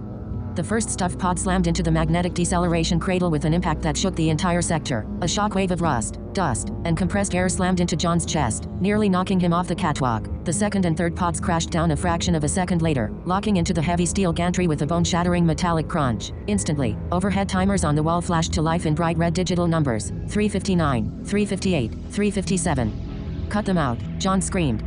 The 12 workers leaped onto the steaming, black surfaces of the lead-lined containers. Bright white plasma arcs sputtered to life, spraying fountains of liquid steel across the bay. The smell of burning lead and scorched synthetic rubber filled the air. John worked alongside them, his massive muscles straining as he dragged a heavy cutting torch across the primary latch assembly of the central pod. The heat was immense, baking his face and crisping his hair, but he didn't blink. 3 minutes.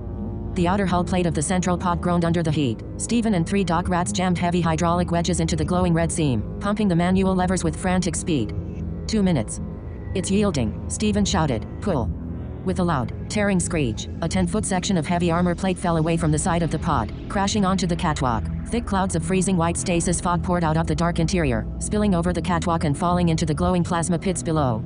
The local workers cheered, stepping forward with crowbars and emergency lights to haul the off-worlders out. Then, every single one of them froze dead in their tracks. The cheer died in their throats, replaced instantly by an absolute, suffocating terror that made the air feel 20 degrees colder. Out of the freezing fog inside the pod, a shape moved. It did not move like a human being. There was no stumble, no hesitation, no adjusting to the light. A figure stepped out onto the catwalk with a silent, fluid, mechanical precision that defied natural biology. It was clad head to toe in a seamless, matte black composite carapace that absorbed the ambient orange light of the foundry. There were no seams, no straps, no tactical pouches. The suit looked less like armor and more like a synthetic skin engineered for violence. Where a face should have been, there was only a smooth, featureless black visor, a void that reflected nothing. 4 more identical figures stepped out right behind the first, moving in perfect, terrifying synchronization. 5 monolithic entities, identical in height, identical in girth, identical in posture. They radiated an aura of cold, emotionless menace so intense that it felt like a physical weight pressing down on the room.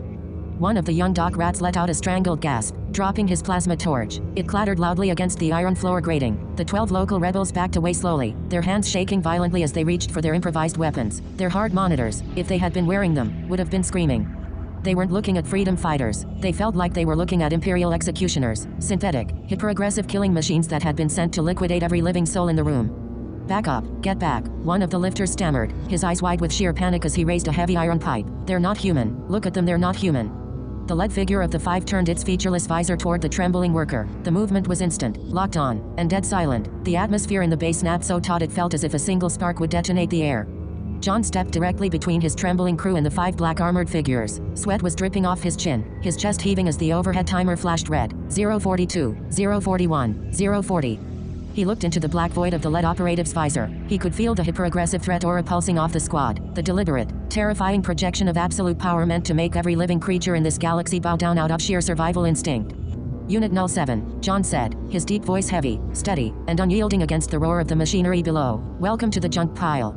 The lead figure did not speak. It simply held John's gaze for 2 agonizing seconds as the hydraulic crushers above them began their heavy, automated descent. The digital display above the crushing mechanism flashed in brutal crimson. 039, 038, 037. The air in the Sector 7 incinerator bay was so hot it scorched the back of John's throat with every breath. Yet his 11 surviving dock workers stood frozen, paralyzed by a cold, primal terror. They did not see allies standing before them. They saw 5 faceless, matte black reapers wrapped in composite armor that absorbed the orange glare of the plasma pits below. To a dock rat who had spent his entire life cowering from Governor Frederick's low-tier enforcement droids, Unit 07 looked like the ultimate evolution of Imperial violence. Lower the iron, Marcus, John said quietly, stepping further into the gap between his crew and the 5 black armored figures. His deep, gravelly voice was low, devoid of panic, vibrating with a steady, paternal authority that instantly cut through the roaring hiss of the superheated steam vents. Marcus, a 20-year-old heavy lifter whose hands were shaking so violently his iron pry bar clattered against his belt buckle, swallowed hard. John, look at them. They ain't human. They came out of a stasis pod built for toxic slag. If they pull weapons on us, they are on our side, John interrupted, turning his head just enough to catch Marcus's wide, bloodshot eyes in his peripheral vision. Look at how they stand. Look at their posture. They aren't aiming at your chest, Marcus. They're covering the access hatches. They're covering us. John took a slow, deliberate breath, letting his own broad, 6-foot frame act as a wall between his terrified men and the off-worlders. In the dark, oil-slicked underbelly of the junk pile, John had learned long ago that fear was a disease that killed faster than a plasma bolt. If his team panicked now, they would fumble the retreat, trigger the thermal sensors, and end up smashed into bloody cubes beneath the descending hydraulic plates. I taught my boy a dumb rule the day he was old enough to hold a wrench, John said, his voice carrying over the mechanical screech of the gantry. His mind flashed briefly to the quiet face of his son, sitting in that sealed-off room miles above, surrounded by wireframes and dead circuit boards. The thought of a dumb was an anchor in his chest, heavy and unbroken. I told him, respect and gratitude. You respect people for who they are, and you show gratitude for what they've done for you, and in return, you demand they respect who you are, and show gratitude for what you bring to the table. John turned fully back to face the 5 identical, featureless visors of Unit 07. Sweat rolled off his brow, stinging his eyes, but his gaze remained rock solid. These people rode in the freezing dark of a slag container for 3 weeks, wrapped in lead shielding that would have melted their organs if the seals cracked by half a millimeter. John continued, speaking as much to his men as he was to the black armored squad. They did that to bring us the keys to our freedom. That deserves our gratitude. And who they are right now, they're the only thing standing between us and an early grave. So lower your tools, pick up the gear, and get ready to move. Marcus's chest heaved. He looked at John, then at the towering, silent forms of 07, and slowly lowered his iron bar. One by one, the other 10 workers let out long, shuddering exhales, the acute paralysis breaking under the weight of John's unshakable resolve. A flat, synthetic voice suddenly echoed from the central operative of 07. It did not sound like a human voice filtered through a radio, nor did it carry the mechanical raspy metallic undertone of standard Imperial security droids. It was completely flat, devoid of pitch, gender, accent, or emotion, an identical, manufactured frequency that sounded as if it were being generated by an audio synthesizer operating at absolute zero. Unit 1 to local asset, the central operative stated. The vocal array on the helmet did not light up. The sound simply emitted from the chest plate in a focused directional beam. Incinerator cycle engagement in 22 seconds. Led the way to the security perimeter junction. The figure to Unit 1's left shifted its weight with an eerie, frictionless grace, its featureless visor sweeping the upper catwalks. Unit 2 reporting perimeter clear of biological signatures. Automated defense grid in Sector 7 remains suppressed by sleeper code. Unit 3, Unit 4, Unit 5, Unit 1 commanded, its voice identical to the others, making it impossible to tell which operative was speaking without watching the subtle micro-adjustments of their shoulders. Form rear guard, protect local assets, move. John's eyes narrowed slightly as he watched the squad transition into a tactical wedge formation around his 11 workers. There was an inhuman, terrifying perfection to their movement. Every footstep landed in dead silence, even on the grated iron floor. Their weapons, sleek, matte black carbines without external sights or tactical lights, were held at a precise 45-degree angle, tracking the dark corners of the ceiling with synchronized fluid sweeps. John had spent 20 years navigating the underground networks of Sierra Alpha 1, rubbing shoulders with black market arms dealers, deserting military officers, and radical cell leaders. He had heard the urban legends whispered over stale synthvale in the lowest, darkest taverns of the arcology, rumors that somewhere out in the deep black, beyond the 50 administrative sectors controlled by the homeworld, there existed an shadow organization, an elite, phantom army dedicated to tearing down the tyrannical regimes of the central sectors from the inside out. Seeing Null 7 in motion, John knew those whispers were not legends. The technology built into those seamless suits, the specialized dampening fields that erased the sound of their footfalls, the absolute erasure of individual identity. This was not the work of a localized planetary rebellion. This was the razor tip of a massive, galactic spear. Governor Frederick and Sector General Franklin sat in their pristine upper-tier sanctuaries believing they were fighting a disorganized mob of starving dock workers and scrap scavengers. They had no idea that a monster was crawling up through their floorboards. "Follow me," John rumbled, turning toward the narrow maintenance conduit behind the incinerator control room. "And keep your heads down. The hydraulic plates drop at 0:03, 0:02, 0:01, 0:100 hours." Behind them, a sound like a mountain collapsing shattered the air. The colossal steel crusher slammed down onto the empty stuffed pots with a violent, air-compressing thud that rattled John's teeth inside his skull. A wave of pulverized lead dust and superheated air shot down the conduit, stinging their backs as they plunged into the dark, narrow service tunnels of Sector 7. John led the pack, his massive shoulders scraping against the rusted, sweat-slicked walls of the conduit. His chest burned with a deep, tearing pain that had been building since his 15-hour shift began, but he ignored it. Every step he took was calculated. He knew every turn, every rusted valve, every blind spot in the arcology's automated security grid. He had mapped these tunnels in his head for 5 years, preparing for this exact day. As they jogged through the subterranean darkness, the low, rhythmic thrum of the arcology's heavy plasma foundries echoing through the rock above them, John's mind kept pulling him away from the damp metal walls. It pulled him back to his small, cramped living unit in the lower residential tier, back to his wife's tired, beautiful smile, and back to Adam. He remembered the day he had given Adam that small piece of carved hardwood he still carried in his pocket. Adam had been 8 years old, his hands filthy with grease after spending 5 hours trying to fix a broken water filtration pump for their elderly neighbor. The boy had been frustrated, tears streaking through the dirt on his cheeks because the rusted fittings kept cracking under his wrench.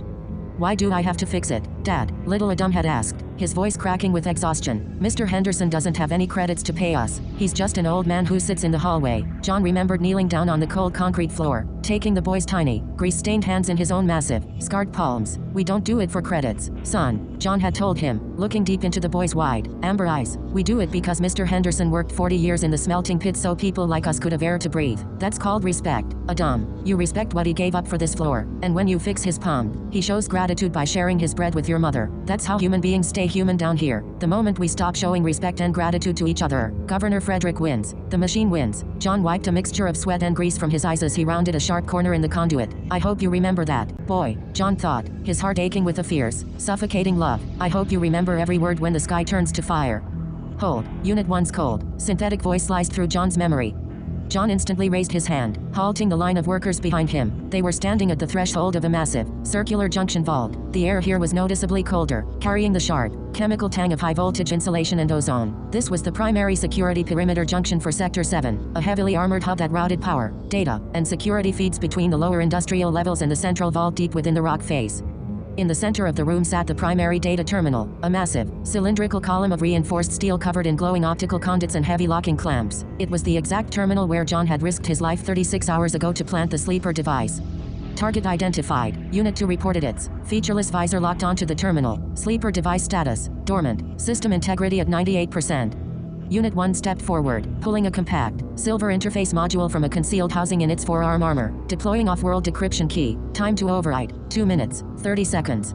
"Make it quick," Stephen murmured, stepping up beside John, his hand resting on a heavy plasma torch strapped to his hip. The automated sweep routines in this sector reset every 3 minutes. If the main server detects a high-bandwidth data transfer coming from a low-tier terminal, it's going to trigger a hard lockdown.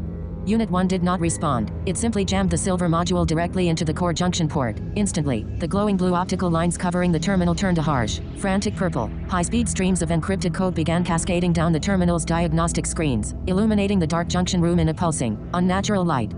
For 60 seconds, the room was silent save for the hum of the data transfer. John stood near the entrance archway, his eyes scanning the dark conduits above them. His instincts, sharpened by decades of survival in the industrial depths, were screaming that something was wrong. The air felt too still. The ambient hum of the sector's cooling fans had subtly shifted frequency.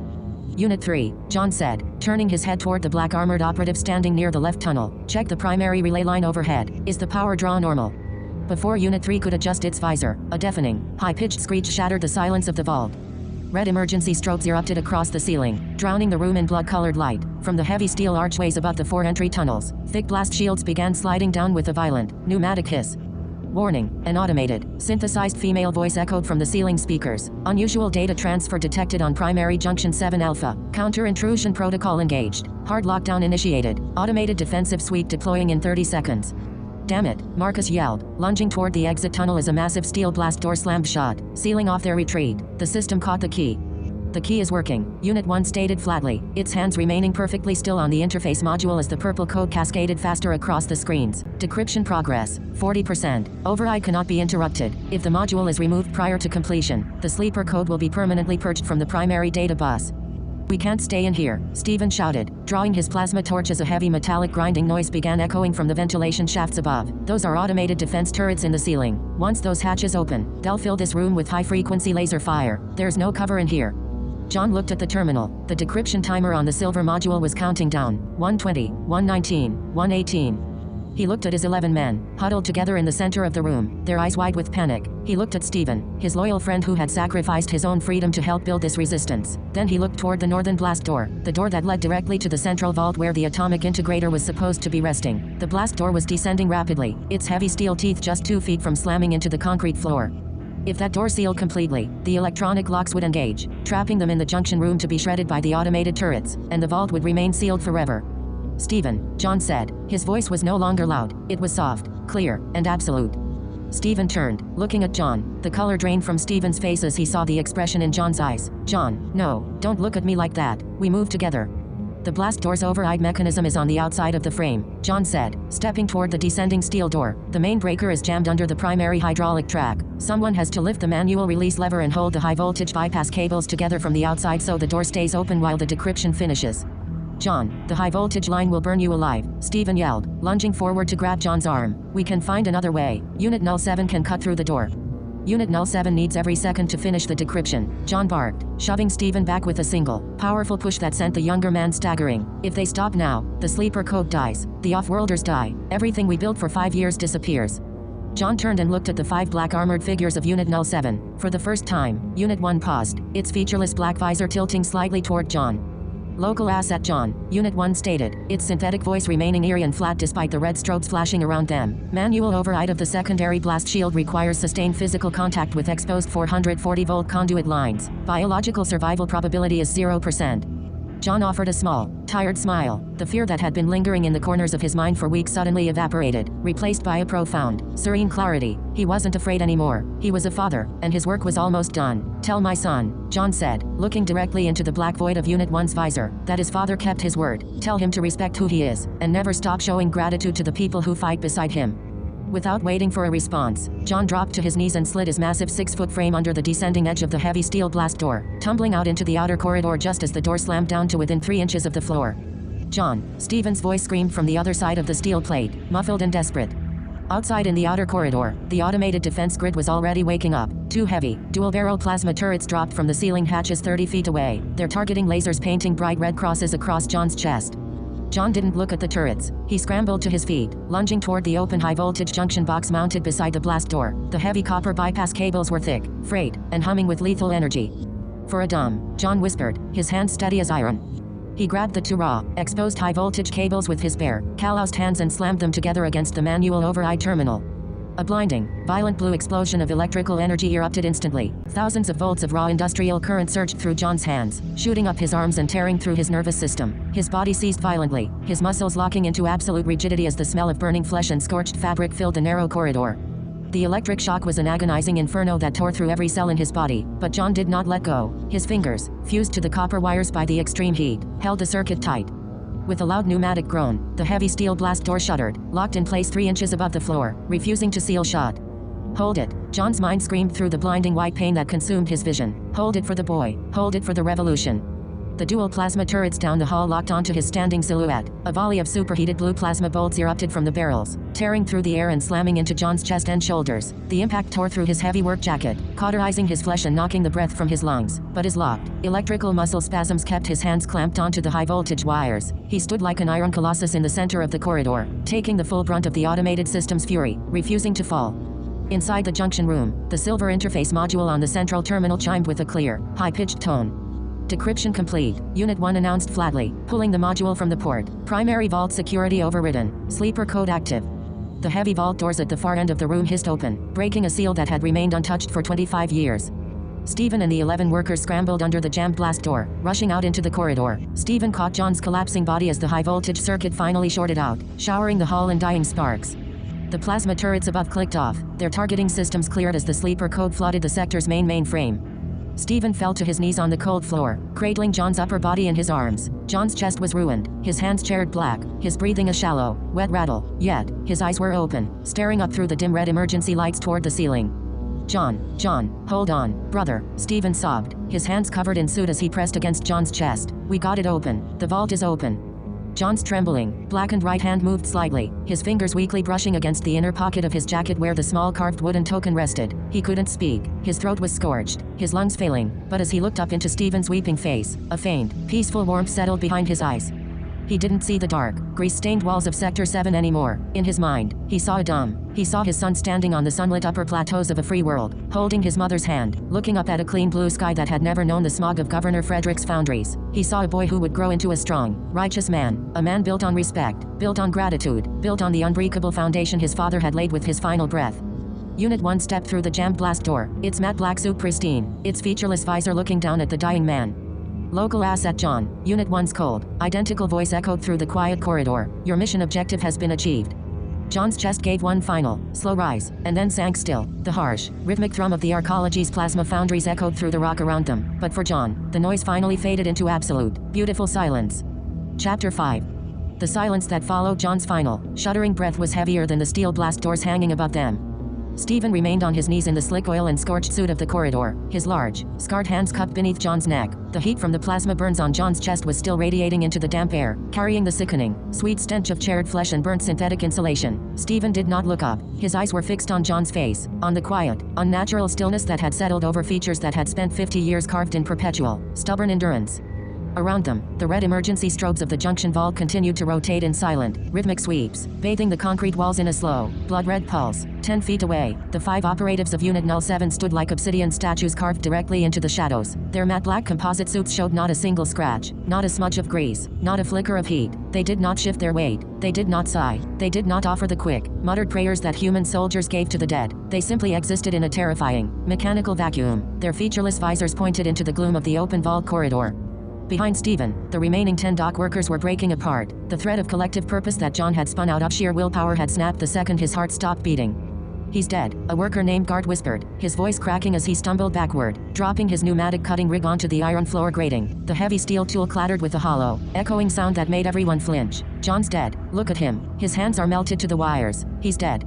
Shut your mouth, Guard, Stephen growled without turning around, his voice raw, thick with smoke and suppressed grief. Get your gear up. The sweet grid is down, but it won't stay down forever.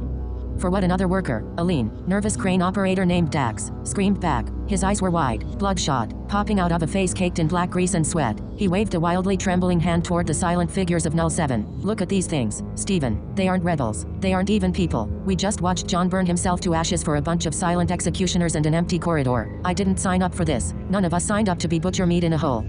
We signed up to break the sector, Stephen snapped, slowly laying John's head down onto the cold metal grating. He stood up, his massive frame hunched, his knuckles wide as he turned to face the terrified men. John gave you a path out of the foundries. You honor that path by moving forward. Screw his path, Guard yelled, backing away toward the dark, unmapped ventilation conduit that led west, away from the central vault. John's dead, and you're just a broken military relic who doesn't know when to quit. I'm going back to the lower tiers. I'll take my chances in the smelting base before I follow those black ghosts another inch. Guard, don't you dare step into that dark, Stephen shouted, taking a heavy step toward him. That tunnel isn't cleared. If you run now. I'm done, Guard screamed. He turned his back on Stephen, grabbing Dax by the shoulder. Come on, Dax, we're getting out of here before the droids recover. The two men bolted into the pitch-black mouth of the western conduit, their heavy work boots pounding a frantic, uneven rhythm against the iron floorboards. They made it 5 paces. Without a single word, without a change in breath, the operative standing on the far right of the wedge, Unit 5, moved. The action was so fast it blurred the eye. In a fraction of a second, Unit 5's arm snapped upward, a heavy, unornamented sidearm clearing its magnetic thigh holster with a faint metallic click. Too suppressed. High-density plasma blasts tore through the dark. There was no thunderous roar, only too violent, whip-like cracks that ionized the air into bright purple flashes. 50 feet down the tunnel, Gart and Dax didn't even have time to scream. The high-energy bolt struck them squarely between the shoulder blades, burning completely through their heavy work coats, spine, and sternum in a microsecond. Their bodies didn't fall. They collapsed forward like empty sacks of grain, slamming into the rusted floorboards with a dull, wet thud, smoke rising from the blackened holes in their backs. No, Stephen roared. Pure, unadulterated military instinct took over. 30 years of muscle memory erased every thought of tactical alignment or long-term strategy. Stephen didn't see allies. He saw a rogue squad opening fire on unarmed men. With a furious, guttural growl, Stephen lunged forward, his massive, broad shoulders lowered as he charged directly at Unit 5, intending to drive the operative into the concrete bulkhead. Unit 5 didn't flinch. It didn't step back. As Stephen closed the 10-foot gap, Unit 5 simply pivoted its left foot 3 inches to the outside, raising the sidearm with a cold, terrifying economy of motion. Crack. A third suppressed plasma bolt caught Stephen directly in the right shoulder. The thermal-kinetic force smashed into his collarbone, spinning his heavy body around mid-charge. Stephen let out a strangled bark of pain as his right arm went instantly numb, the searing heat cauterizing the flesh instantly as he slammed shoulder first onto the cold iron grating, sliding 3 feet before coming to a halt at Unit 1's boots. Stephen lay on his side, his vision swimming in bright red flashes of agony. He clutched his right shoulder with his left hand, feeling the charred hole in his jacket and the slick, sticky blood oozing beneath his fingers. He gritted his teeth so hard a metallic taste filled his mouth. "You bastards," Stephen spat, glaring up through the red emergency light at the featureless visor of Unit 1 standing above him. They were running. They were just scared kids. Desertion compromises operational security, the voice emitted from Unit 1's chest plate. It was flat, unbroken, identical in frequency to the shots that had just fired. Panic attracts automated bioscanners. Uncontrolled elements in a hot zone are a threat to mission viability. Unit 5 neutralized the breach. "We're on the same damn side," Stephen wheezed, pushing himself up onto his left elbow, his body trembling from the shock of the burn. "Alignment of target objectives does not constitute operational integration," Unit 1 stated coldly, looking down at Stephen with zero malice, zero regret and zero empathy. "You are local infrastructure guides. Your survival is secondary to the extraction of the asset. You will maintain discipline, or you will be neutralized to preserve stealth." The remaining 8 dock workers shrank against the wall of the junction box, their faces ghostly white, their breath coming in shallow, terrified gasps. Nobody spoke. Nobody moved. The message was crystal clear. Null 7 was not a rescue squad. They were an instrument of total, uncompromising war. They held no sentiment for the lower tiers, no pity for the serfs, and no hesitation to liquidate anyone who threatened the margin of their success. Stephen spat a mouthful of dark blood onto the grating. He understood the math now. He had served 30 years in the Imperial Orbital Infantries before his court-martial. He knew what cold, unyielding military logic looked like. These 5 figures were not fighting a political campaign to make people feel safe. They were operating on a terrifying, grand-scale calculus where human lives were merely fuel to be burned in exchange for an objective. Groaning through the white-hot agony in his shoulder, Stephen dragged himself back across the floor until he was sitting beside John's body once more. His right arm hung uselessly at his side, twitching with nerve spasms, but he used his left hand to reach into John's scorched, bloody jacket. John had spent his final seconds trying to touch something in his inner pocket. Stephen needed to know what it was. His fingers brushed against a hard, smooth object nestled near John's ribcage. Stephen pulled it out, bringing it into the dim light. It was the small, carved wooden token John had carried for years. The front of the token was worn completely smooth, polished by decades of John's thumb rubbing against the grain during long, stressful shifts on the welding line. But as Stephen turned the piece of wood over in his blood-stained palm, his brow furrowed in confusion. The back of the token was covered in a dense, microscopic network of etched symbols. They weren't human letters. They weren't standard Imperial military grid coordinates, nor were they the common trade runes used by the black market fixers in the lower levels. They were fine, geometric lines interlocked with tiny, precise tonal dots, a complex, mathematical language that looked less like writing and more like an orbital navigation schematic compressed into an area no larger than a coin. Stephen stared at the symbols, his heavy, bruised brain struggling to make sense of them. He was a sergeant, a meathead who knew how to breach a reinforced bunker, how to strip a heavy plasma rifle in 30 seconds, and how to survive on rations that tasted like wet chalk. He had spent 30 years taking orders from arrogant young lieutenants before he finally snapped and broke an officer's jaw on a transport deck, earning himself a dishonorable discharge and a one-way ticket to Sierra Alpha 1. He knew what this planet really was. The administrative propaganda called Sierra Alpha 1 an industrial resource sector, but everyone who lived here knew the truth. It wasn't a prison. Prisons required guards, fences, and budget allocations. Sierra Alpha 1 was a galactic dumping ground. When the central governing bodies in the inner sectors had citizens, disgraced soldiers, political dissidents, or union organizers who caused too many headaches, they didn't waste credits executing them. They simply revoked their travel passes, loaded them onto cargo freighters, and dropped them into the smog-choked lower tiers of the junk pile to spend the rest of their lives smelting raw alloys until their lungs gave out. John had been different from the other trash dumped on this rock. John was a builder, and looking at this carved token, Stephen realized John had been carrying a secret far deeper than anyone in Sector 7 had ever guessed. Stephen closed his left fist tightly around the wooden token, shoving it deep into his own trousers pocket. Whatever this is, John, Stephen thought, staring into his dead friend's quiet face, I'll get it to a dumb. I swear to God I'll get it to the boy. Inside the matte black, composite helmet of Unit 1, a very different mind was evaluating the scene. Beneath the sound-dampening seals, the biomonitors, and the artificial neural link array that flattened her voice into a synthetic drone, Sanhua took a slow, measured breath. Her real lungs, shaped by the thin, high-altitude atmosphere of a world that no longer existed, expanded against the tight internal padding of the suit. To the human workers cowering in the corridor, she was a featureless, terrifying killing machine, a manufactured stormtrooper without a name, a face, or a soul. They did not know that her original skin was a pale, iridescent blue, or that her eyes possessed twin irises designed to catch the faint light of a dying star. They did not know that the 4 operatives standing beside her, Unit 2, 3, 4, and 5, were human beings whose original faces had been systematically sliced away and rebuilt into identical, unidentifiable clones through dark, illegal back alley surgeries in the Outer Rim. She was Sanhua, the last remaining commander of the 3rd Exodus Fleet, and to her, the death in this corridor was not an atrocity, it was an excruciatingly familiar math. Humans, Sanhua thought, her neural optic overlay tracking the sharp spikes in Stephen's heart rate and the rapid biodecline of the 2 dead workers down the tunnel, so fragile, so violently governed by their immediate fears. Her internal suit diagnostics flashed a quiet green query across her visor display, confirming that Unit 5's sidearm had returned to standby mode. Sanhua did not regret Unit 5's decision to execute the 2 deserting workers. In the grand, brutal geometry of their mission, a single frantic worker running into an uncleared corridor could trip a thermal tripwire, alerting Governor Frederick's security grid to their exact position. If the grid woke up before they reached the deep structural levels, all 5 members of Null 7 would be cornered and destroyed. And if Null 7 died, the secret of the atomic integrator died with them. Sanhua looked down at John's lifeless body. A faint, painful ache resonated deep within her chest cavity, an old, ancient grief that had nothing to do with the human lying on the floor. 25 years ago, her homeworld had burned for the exact same reason this arcology was currently rotting from the inside out, human greed. She remembered the day the 30 Imperial warships had appeared in the pristine blue skies above her city. She remembered how her people had welcomed the visitors, offering them bread, water, and the knowledge of the matter resequencer, a technology her ancestors had built to eliminate famine and scarcity across their entire star system. She remembered how quickly the visitors' eyes had changed. It was an instant shift, a sudden, terrifying infection of avarice. The humans didn't want to share the technology. They wanted to own it. They wanted to turn a tool of infinite creation into the ultimate weapon of cosmic dominance. When her council refused to surrender the primary operational cores, the fleet hadn't negotiated. They had simply opened their orbital bombardment bays and turned a living, breathing paradise into a silent, glass tomb. Only 50 of her people had survived, scattered across the galaxy in 10 tiny groups of 5, hiding their identities, altering their bodies, and blending into the endless human machine. And yet, Sanhua thought, her visor tracking Stephen as he painfully dragged himself back toward the remaining workers, they are not all the same. She had watched John hold those high-voltage cables with his bare hands. She had watched the raw, electrical fire burn through his flesh, witnessed the plasma bolts tear through his shoulders, and watched him hold the circuit open anyway. He hadn't done it for credits. He hadn't done it for power or territory. He had done it for a boy he would never see again, and for a dream of a world where his people didn't have to live in the dark.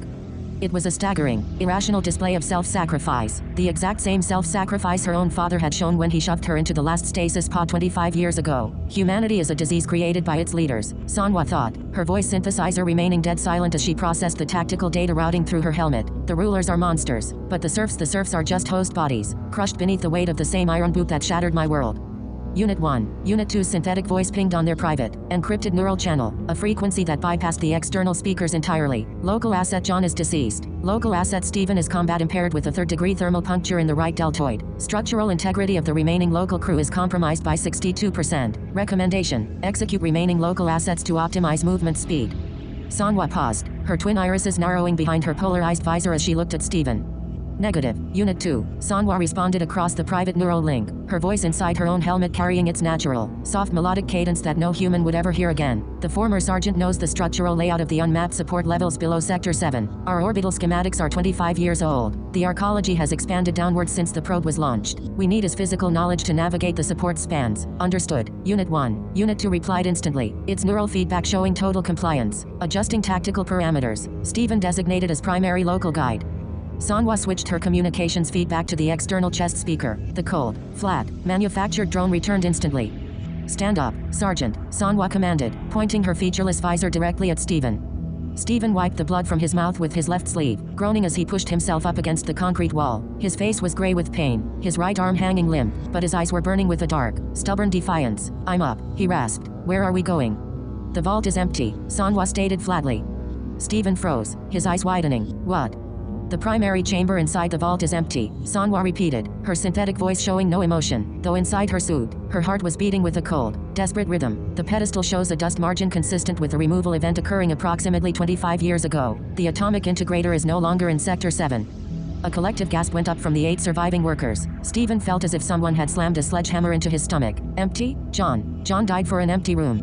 "The device was moved," Sanwa said, turning her head toward the massive, open archway that led deeper into the subterranean foundations of the arcology. "It was moved down, into the unmapped structural support sectors that lie beneath the primary levels. Someone knew what it was, and someone hid it where Governor Frederick's scanners could never reach." She stepped past Stephen, her matte black boots making no sound against the blood-stained floor grating. "We move now," Sanwa said, before the security grid resets. The heavy steel door of Residential Unit 402 groaned on its rusted hinges, letting in the sharp, metallic draft of the hallway before closing with a hollow click. Adam didn't look up from his data pad immediately. His thin fingers were moving with practiced, rhythmic precision across the cracked glass screen, guiding a wireframe freighter through a simulated atmospheric re-entry. A tiny red warning light flashed in the corner of his interface. A simulated heat shield failure on thruster manifold 3. Without breaking stride, Adam rerouted the auxiliary coolant lines using a salvaged macro routine he had written last Tuesday, steadying the virtual ship just as the door latch firmly engaged. Only then did he set the pad down on his narrow cot, his heart giving a small, familiar tug as he watched his mother step into the room. She looked entirely spent. Her work overalls, stiff with dried salt and industrial grease from the lower textile belts, clung heavily to her narrow frame. Dark, bruised shadows sat deep beneath her eyes, and her light hair was pinned back in a hasty, loose knot, powdered with gray lint from the synthetic looms. She carried a small, dented tin canister under her arm, their daily ration allotment. "Hey, kiddo," she said, her voice raspy and dry from 12 hours of breathing untreated air in the lower mills. She offered him a tiny, fragile smile that didn't quite reach her eyes. "Hey, Mom," Adam replied softly, swinging his legs over the edge of the cot. He stood up and immediately walked over to the small wall-mounted basin, pumping the manual lever 4 times until a thin, rusty trickle of recycled water sputtered out. He wet a scrap of coarse gray cloth and handed it to her. It was an unspoken ritual between them, respect and gratitude, the quiet rule his father had pounded into the marrow of their home. "You take care of the people who bleed for you." His mother took the cloth, pressing it to her neck with a long, shuddering sigh. "Thanks, Adam." She set the tin canister on the small, scratched metal table in the center of the room. Inside were 2 lukewarm blocks of compressed protein mash, pale green, jelly-like squares that smelled faintly of sulfur and dried kelp, and a small bulb of rehydrated starch paste. It was standard low-tire fuel, uninspired, bland, and barely enough to replace the calories burned over a shift, but it kept the hunger from turning into an ache. They sat across from each other at the small table, eating in a quiet, heavy silence that felt unusual for their cramped home. Normally, the air between them was filled with chatter, Adam babbling about a new code bridge he had patched together, or his mother telling a funny story about the clumsy logistics oversetters on Line 4. Today, the air felt thick, heavy, and cold. Adam picked at his protein block with a plastic spork, his eyes shifting toward the far corner of the unit where his father's spare work boots sat neatly tucked under a shelf. They were empty. John hadn't come home after his shift ended 3 hours ago. That wasn't entirely unusual for a man working volunteer maintenance on the lower freight conduits. But today, every ambient noise in the building, the distant thrum of the lift cables, the sudden hiss of the steam pipes, the heavy footsteps in the corridor, made Adam's chest tighten with an inexplicable, sharp anxiety. He looked at his mother. Her hands were trembling slightly as she held her starch bulb. She hadn't mentioned John's absence either. It was a silent agreement between them, a desperate defense mechanism. If you don't say the fear out loud, it remains just a shadow. "Rough day on the looms," Adam asked quietly, trying to puncture the suffocating quiet.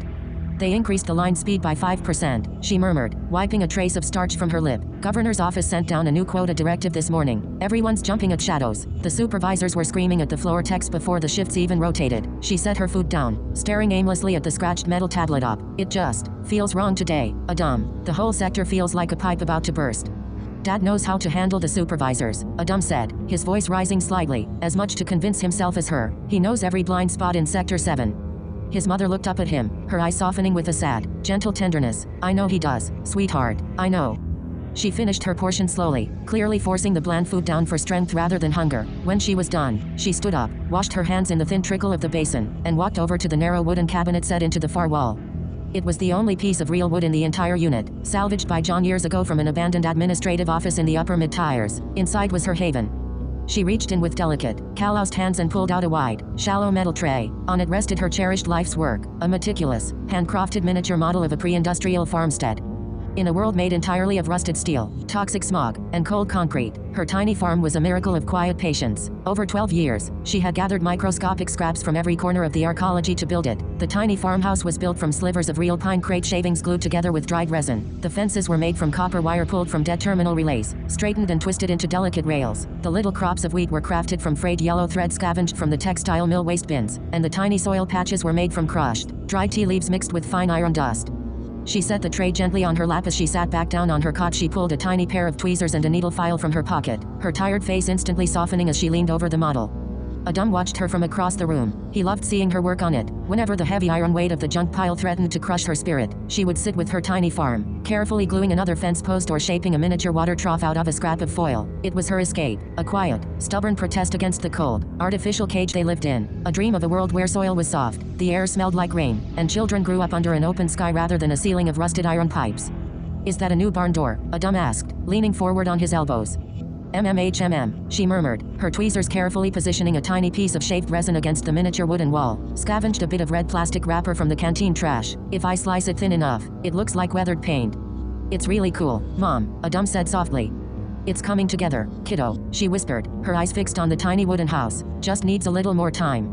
She paused, her tweezers hovering in the air, her breath hitched slightly, and she slowly lowered her hands, staring at the miniature farm without seeing it. The sudden stillness in her posture brought the sharp, icy anxiety rushing right back into the room. Adam picked up his data pad again, tapping the screen to wake the display. The wireframe ship was still sitting in the digital hangar, waiting for his next command, but his fingers hovered motionless over the glass. The quiet inside Unit 402 was absolute, heavy with the terrifying, silent knowledge that somewhere far below them, in the dark, oil-slicked depths of the arcology, the world had already changed forever. The heavy, pressurized blast door sealed shut behind them, cutting off the dull red emergency strobes of Sector 7. Ahead lay the absolute, suffocating void of the unmapped structural foundation. Inside Sanwa's helmet, the darkness did not exist. Her internal heads-up display booted into full tactical combat mode, transitioning seamlessly from ambient low-light amplification to active topographical mapping. A wireframe mesh of cool, electric blue instantly painted the surrounding geometry across her polarized visor. Environmental mapping. Active. Sonar paying. Interval 4 seconds. To the human workers stumbling behind her, the abyss was a terrifying wall of pitch-black nothingness, broken only by the erratic, shaking beams of their small handheld halogen flashlights. To Sanwa, the cavernous space was illuminated in stark, hyper-detailed data streams. She stood at the precipice of a colossal subterranean canyon. The scale was staggering, defying standard imperial architectural limits. Massive, cylindrical support pillars, each one measuring over 100 meters in diameter, rose out of the unseen depths like the petrified trunks of iron redwood trees, carrying the weight of the 2,000 arcology tiers above. Between them stretched a single, terrifyingly narrow maintenance gantry. It was a skeletal bridge of rusted iron grating, barely 3 meters wide, with no railings, no safety tethers, and no stabilizing cables. It spanned 400 meters across the open void to the next structural tier. Far below, echoing up through the dark, was the deafening, continuous roar of subplanetary coolant rivers crashing through the bedrock. Sanwa's HUD automatically dropped a waypoint marker on the far side of the gantry. Objective, primary support pillar Secundus. Distance, 412 meters. She shifted her gaze to the local assets. Her biometric overlay bathed Stephen and the 8 remaining dock workers in glowing thermal auras. Stephen's heat signature was a deep, bruised orange, his right shoulder radiating bright crimson where the plasma burn was slowly stiffening his muscles. Asset, Stephen, BPM, 132. Adrenaline, elevated. Status, combat impaired. The other 8 workers were washed in frantic, high-stress yellow thermal bands. Their heart rates fluttered between 150 and 170 beats per minute. Their flashlights darted wildly across the rusted grating at their feet, terrified of what lay beyond the meager 5-meter reach of their halogen bulbs. Unit 2, Unit 3, Sanwa communicated over the encrypted neural link, her natural voice soft and steady inside her mind, translated instantly into silent code. Form the vanguard with local asset Stephen. We cross first. Unit 4, Unit 5, maintain rearguard behind the local laborers. Watch their footfalls. If a local slips, let them fall. Do not compromise your center of gravity. Acknowledged. Unit 1. The synchronized neural responses chimed in her HUD, lighting up their respective squad status icons in bright, steady green. Move out, Sanwa commanded through her external chest speaker, the synthesized robotic voice cutting through the roar of the water below like a cold blade. Keep your eyes on the grating. Do not look down. Stephen swallowed hard, shifting his weight painfully. He aimed his flashlight forward, the beam catching the rusted, jagged edges of the bridge. Without a word, he stepped out over the abyss. Sanwa followed, stepping onto the gantry. Her suit's internal gyroscopes hummed, micro-adjusting her balance with frictionless perfection. Her boots locked onto the iron grating with magnetic precision. She did not need a flashlight. Her optical sensors filtered out the chaotic, sweeping beams of the human's lights, replacing them with a crisp, stabilized high-contrast overlay. The crossing was agonizingly slow. The bridge groaned and swayed beneath the weight of 14 bodies. The air grew colder, thick with aerosolized moisture from the roaring rivers 2 kilometers below. Sanwa tracked their progress on her digital minimap. Distance to waypoint, 200 meters, 150 meters, 90 meters. Stephen, Sanwa, Unit 2, and Unit 3 had just reached the solid, heavy steel plating of the far platform. They stepped off the swaying grating, establishing a secure perimeter in the dark. Still out on the bridge, strung along the last 50 meters of the span, were the 8 terrified human workers, closely followed by Unit 4 and Unit 5. Sanwa turned, her thermal vision tracking the yellow silhouettes of the workers inching their way across. Everything was mathematically sound. The threat assessment module in her HUD registered 0 active security payings. The central grid was blind down here. Then, a sudden, jarring anomaly flared in her lower peripheral vision. It was not a digital security tripwire. It was analog, a physical, tension-based monofilament line, jury-rigged into the rusted grating decades ago, entirely off the grid. The heavy, trembling boot of the third dock worker had snagged it, pulling the wire taut. Warning, kinetic trigger detected, unregistered ordnance initializing. Contact, Sanwa barked over the neural link, her combat subroutines instantly taking over her central nervous system. Before the human workers could even blink, the abyss erupted in blinding, apocalyptic fire. Hidden within the massive recesses of the adjacent support pillars, a dozen automated plasma batteries sprang to life. They were old, pre-imperial, unregulated scrap tech, patched together by forgotten smugglers or paranoid hermits from a century past. A barrage of hyper-accelerated blue plasma bolts tore out of the darkness, crisscrossing the bridge in a devastating, geometric web of crossfire. In the stroboscopic flashes of the plasma fire, the true, terrifying enormity of the chamber was suddenly revealed to the humans. For fractions of a second, the darkness was banished, exposing the gargantuan iron pillars stretching endlessly upward into the smog, and plunging downward into a bottomless gorge of jagged rock and churning, white-capped water. The scale was sanity-shattering. They were ants crawling across a thread in the belly of a mechanical god. Ambush, Stephen roared, diving behind a thick steel structural rib on the safe platform, dragging his useless right arm with him. Out on the bridge, it was an immediate slaughter. There was no cover, no structural ribs to hide behind, just 50 meters of open, rusted iron suspended in the void.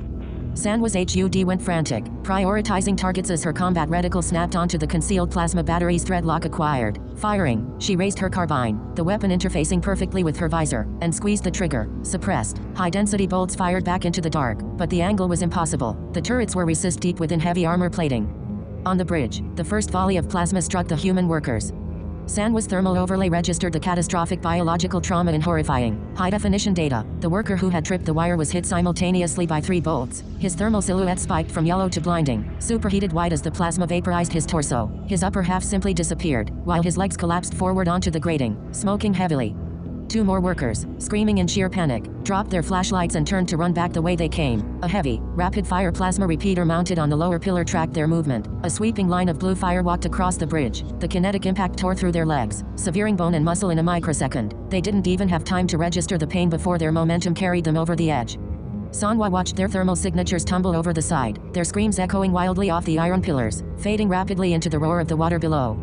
Return fire. Suppressive patterns, Sanwa commanded over the neural link. Units 2 and 3 stepped to the edge of the platform beside her, ignoring the plasma bolts scorching the air inches from their visors. They moved with mechanical perfection, laying down a synchronized wall of covering fire into the dark. But the ancient turrets were programmed with a brutal, overlapping killbox algorithm.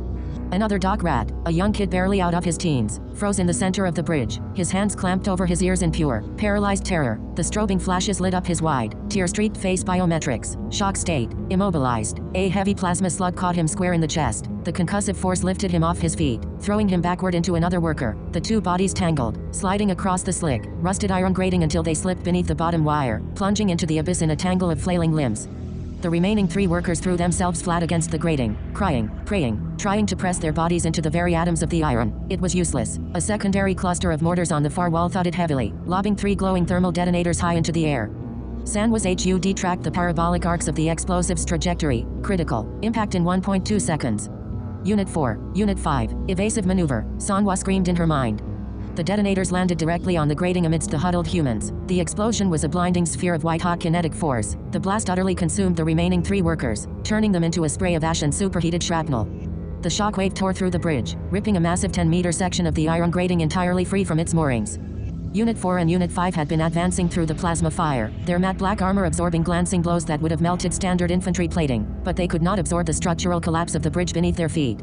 As the iron grating buckled and sheared apart, Unit 4 lost his footing. The servos in his knees whined as he lunged forward, trying to grab the remaining solid edge of the bridge. A stray plasma bolt caught him directly in the right shoulder joint, severing the heavy myomer bundles that powered the arm. His grip failed. He slipped violently backward, his boots scraping uselessly against the falling steel. Unit 4, Unit 5 transmitted over the neural link. With absolute, selfless precision, Unit 5 dove forward over the collapsing gap, extending his hand to catch Unit 4's armored forearm. Their synthetic gloves locked together with a magnetic hum. For a fraction of a second, Unit 5 held his squadmate, his boots magnetically clamped to the twisted, groaning edge of the broken bridge. Then, the ancient plasma battery on the right flank recalibrated. A concentrated, sustained beam of thermal energy slammed directly into Unit 5's chest plate. The localized heat was so intense that Sanwa's HUD immediately flashed a critical armor breach warning. Unit 5, armor integrity failing. Internal temperature critical. The magnetic clamps in Unit 5's boots overheated and fused, shattering under the sheer weight of two heavily armored combatants. The edge of the bridge gave way completely. Sanwa stepped to the absolute lip of the platform, her hand reaching out into the empty air. Through the external audio receptors of her suit, she heard the dying human workers screaming, long, drawn-out wails of primal terror that echoed endlessly down the subterranean canyon. But from Unit 4 and Unit 5, there were no screams. As they plummeted over the edge, entangled in falling iron and smoking debris, their external speakers emitted only a sharp, mechanical burst of audio static, a localized comms dump, a final robotic glitch as their external modulators failed. But inside Sanwa's helmet, on the private neural link, it was different. She heard Unit 5's real voice, a desperate, human gasp of effort, followed by Unit 4's quiet, resigned whisper, "Clear the board. 1. Get the device." Sanwa stared down into the abyss. Her combat HUD instantly locked onto their falling thermal signatures, painting them in bright, tragic green against the pitch-black void. She watched them fall. The world around her seemed to slow down, mimicking the cold, clinical pacing of a digital simulation tracking assets. Unit 4, Unit 5, velocity, 42 meters per second, increasing, depth, 300 meters. The plasma batteries, having successfully cleared the biological targets from their kill box, abruptly powered down. The strobing flashes ceased. The colossal chamber was plunged instantly back into absolute, crushing darkness, leaving only the blue tactical wireframe in Sanwa's vision. Depth, 700 meters. Stephen dragged himself to the edge of the platform, shining his pitiful halogen light down into the dark. It illuminated nothing but mist and dust. Who went over? He gasped, his chest heaving, his face pale and slick with sweat. Did the boys make it? Sanwa did not answer. She stood perfectly still, a black statue perched on the edge of the abyss, her twin irises locked onto the telemetry scrolling across her visor. Depth, 1,200 meters. Unit 5 internal vitals, failing. She watched the two green icons shrink smaller and smaller on her digital map. They were falling in perfect formation, locked together in the dark, plunging toward the roaring waters 2 kilometers below. There was no panic in their descent vectors, no flailing, just the terrifying, beautiful mathematics of gravity claiming its due. Depth, 1,800 meters. Signal degradation, 85%. The roar of the subplanetary river filled the silence of the chamber, a heavy, endless bass note that vibrated through the steel platform beneath Sanwa's boots. Depth, 2,000 meters. Telemetry lost. Assets disconnected. The two green icons blinked out on her HUD. The digital map was empty save for the cold blue wireframe of the pillars and the jagged, broken edge of the bridge. Inside her helmet, Sanwa closed her eyes for a fraction of a second. She filed the grief away into a sealed, compressed partition in her mind, locking it behind the cold, iron necessity of the mission. She was the commander. The board had been cleared. Sanwa opened her eyes and turned her featureless black visor toward Stephen, who was still staring in horror at the broken bridge. The local assets are neutralized, Sanwa stated through her external chest speaker, her synthesized voice identical flat, and chillingly devoid of emotion. Unit 4 and Unit 5 are designated MIA. We are down to 3 operatives and 1 guide. She raised her carbine, smoothly ejecting the spent thermal magazine and snapping a fresh one into place with a sharp click. She looked toward the massive, sealed blast doors at the far end of the platform, the blue waypoint marker pulsing steadily in her vision. The security trap confirms the asset is down here, Sanwa said, stepping past Stephen into the dark. Move, Sergeant, the next level awaits.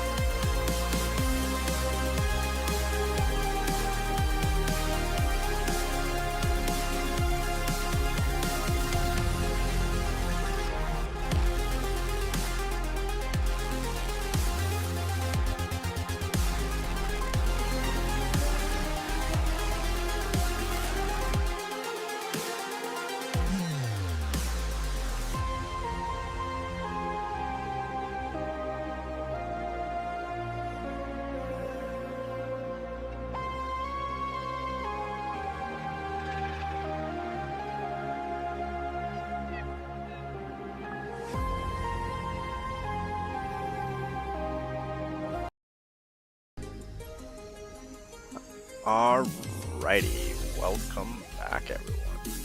I did realize in my previous video, I was monitoring the stream anyway, and I did realize that the volume was like crazy high on my voice.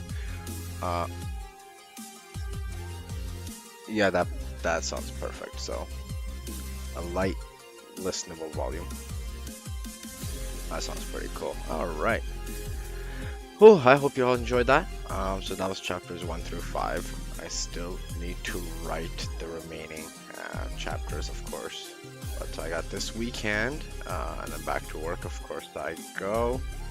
And I'm excited to get the story finished. And I don't know where it's going to go, honestly. But hopefully it continues to be cool. And thanks for watching. Have a great night, everybody. Oh, let's do... Oh, I'm so tired, but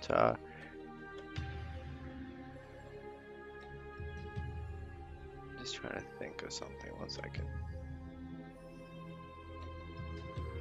Oh yes, so what I'm gonna do after this actually is I'm gonna set up something called AirPlay Receiver for OBS, because OBS, the streaming software, is what I'm using on my computer with JAWS for Windows, and it's been really cool, easy to use.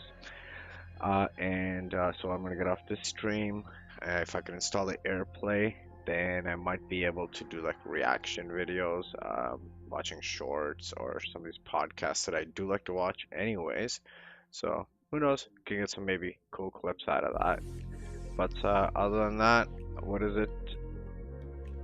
7:23 now, Friday, August 21st, 2026, and I hope you all have a great night, and we'll outroll you back with the intro music. Let's just see. This is how you do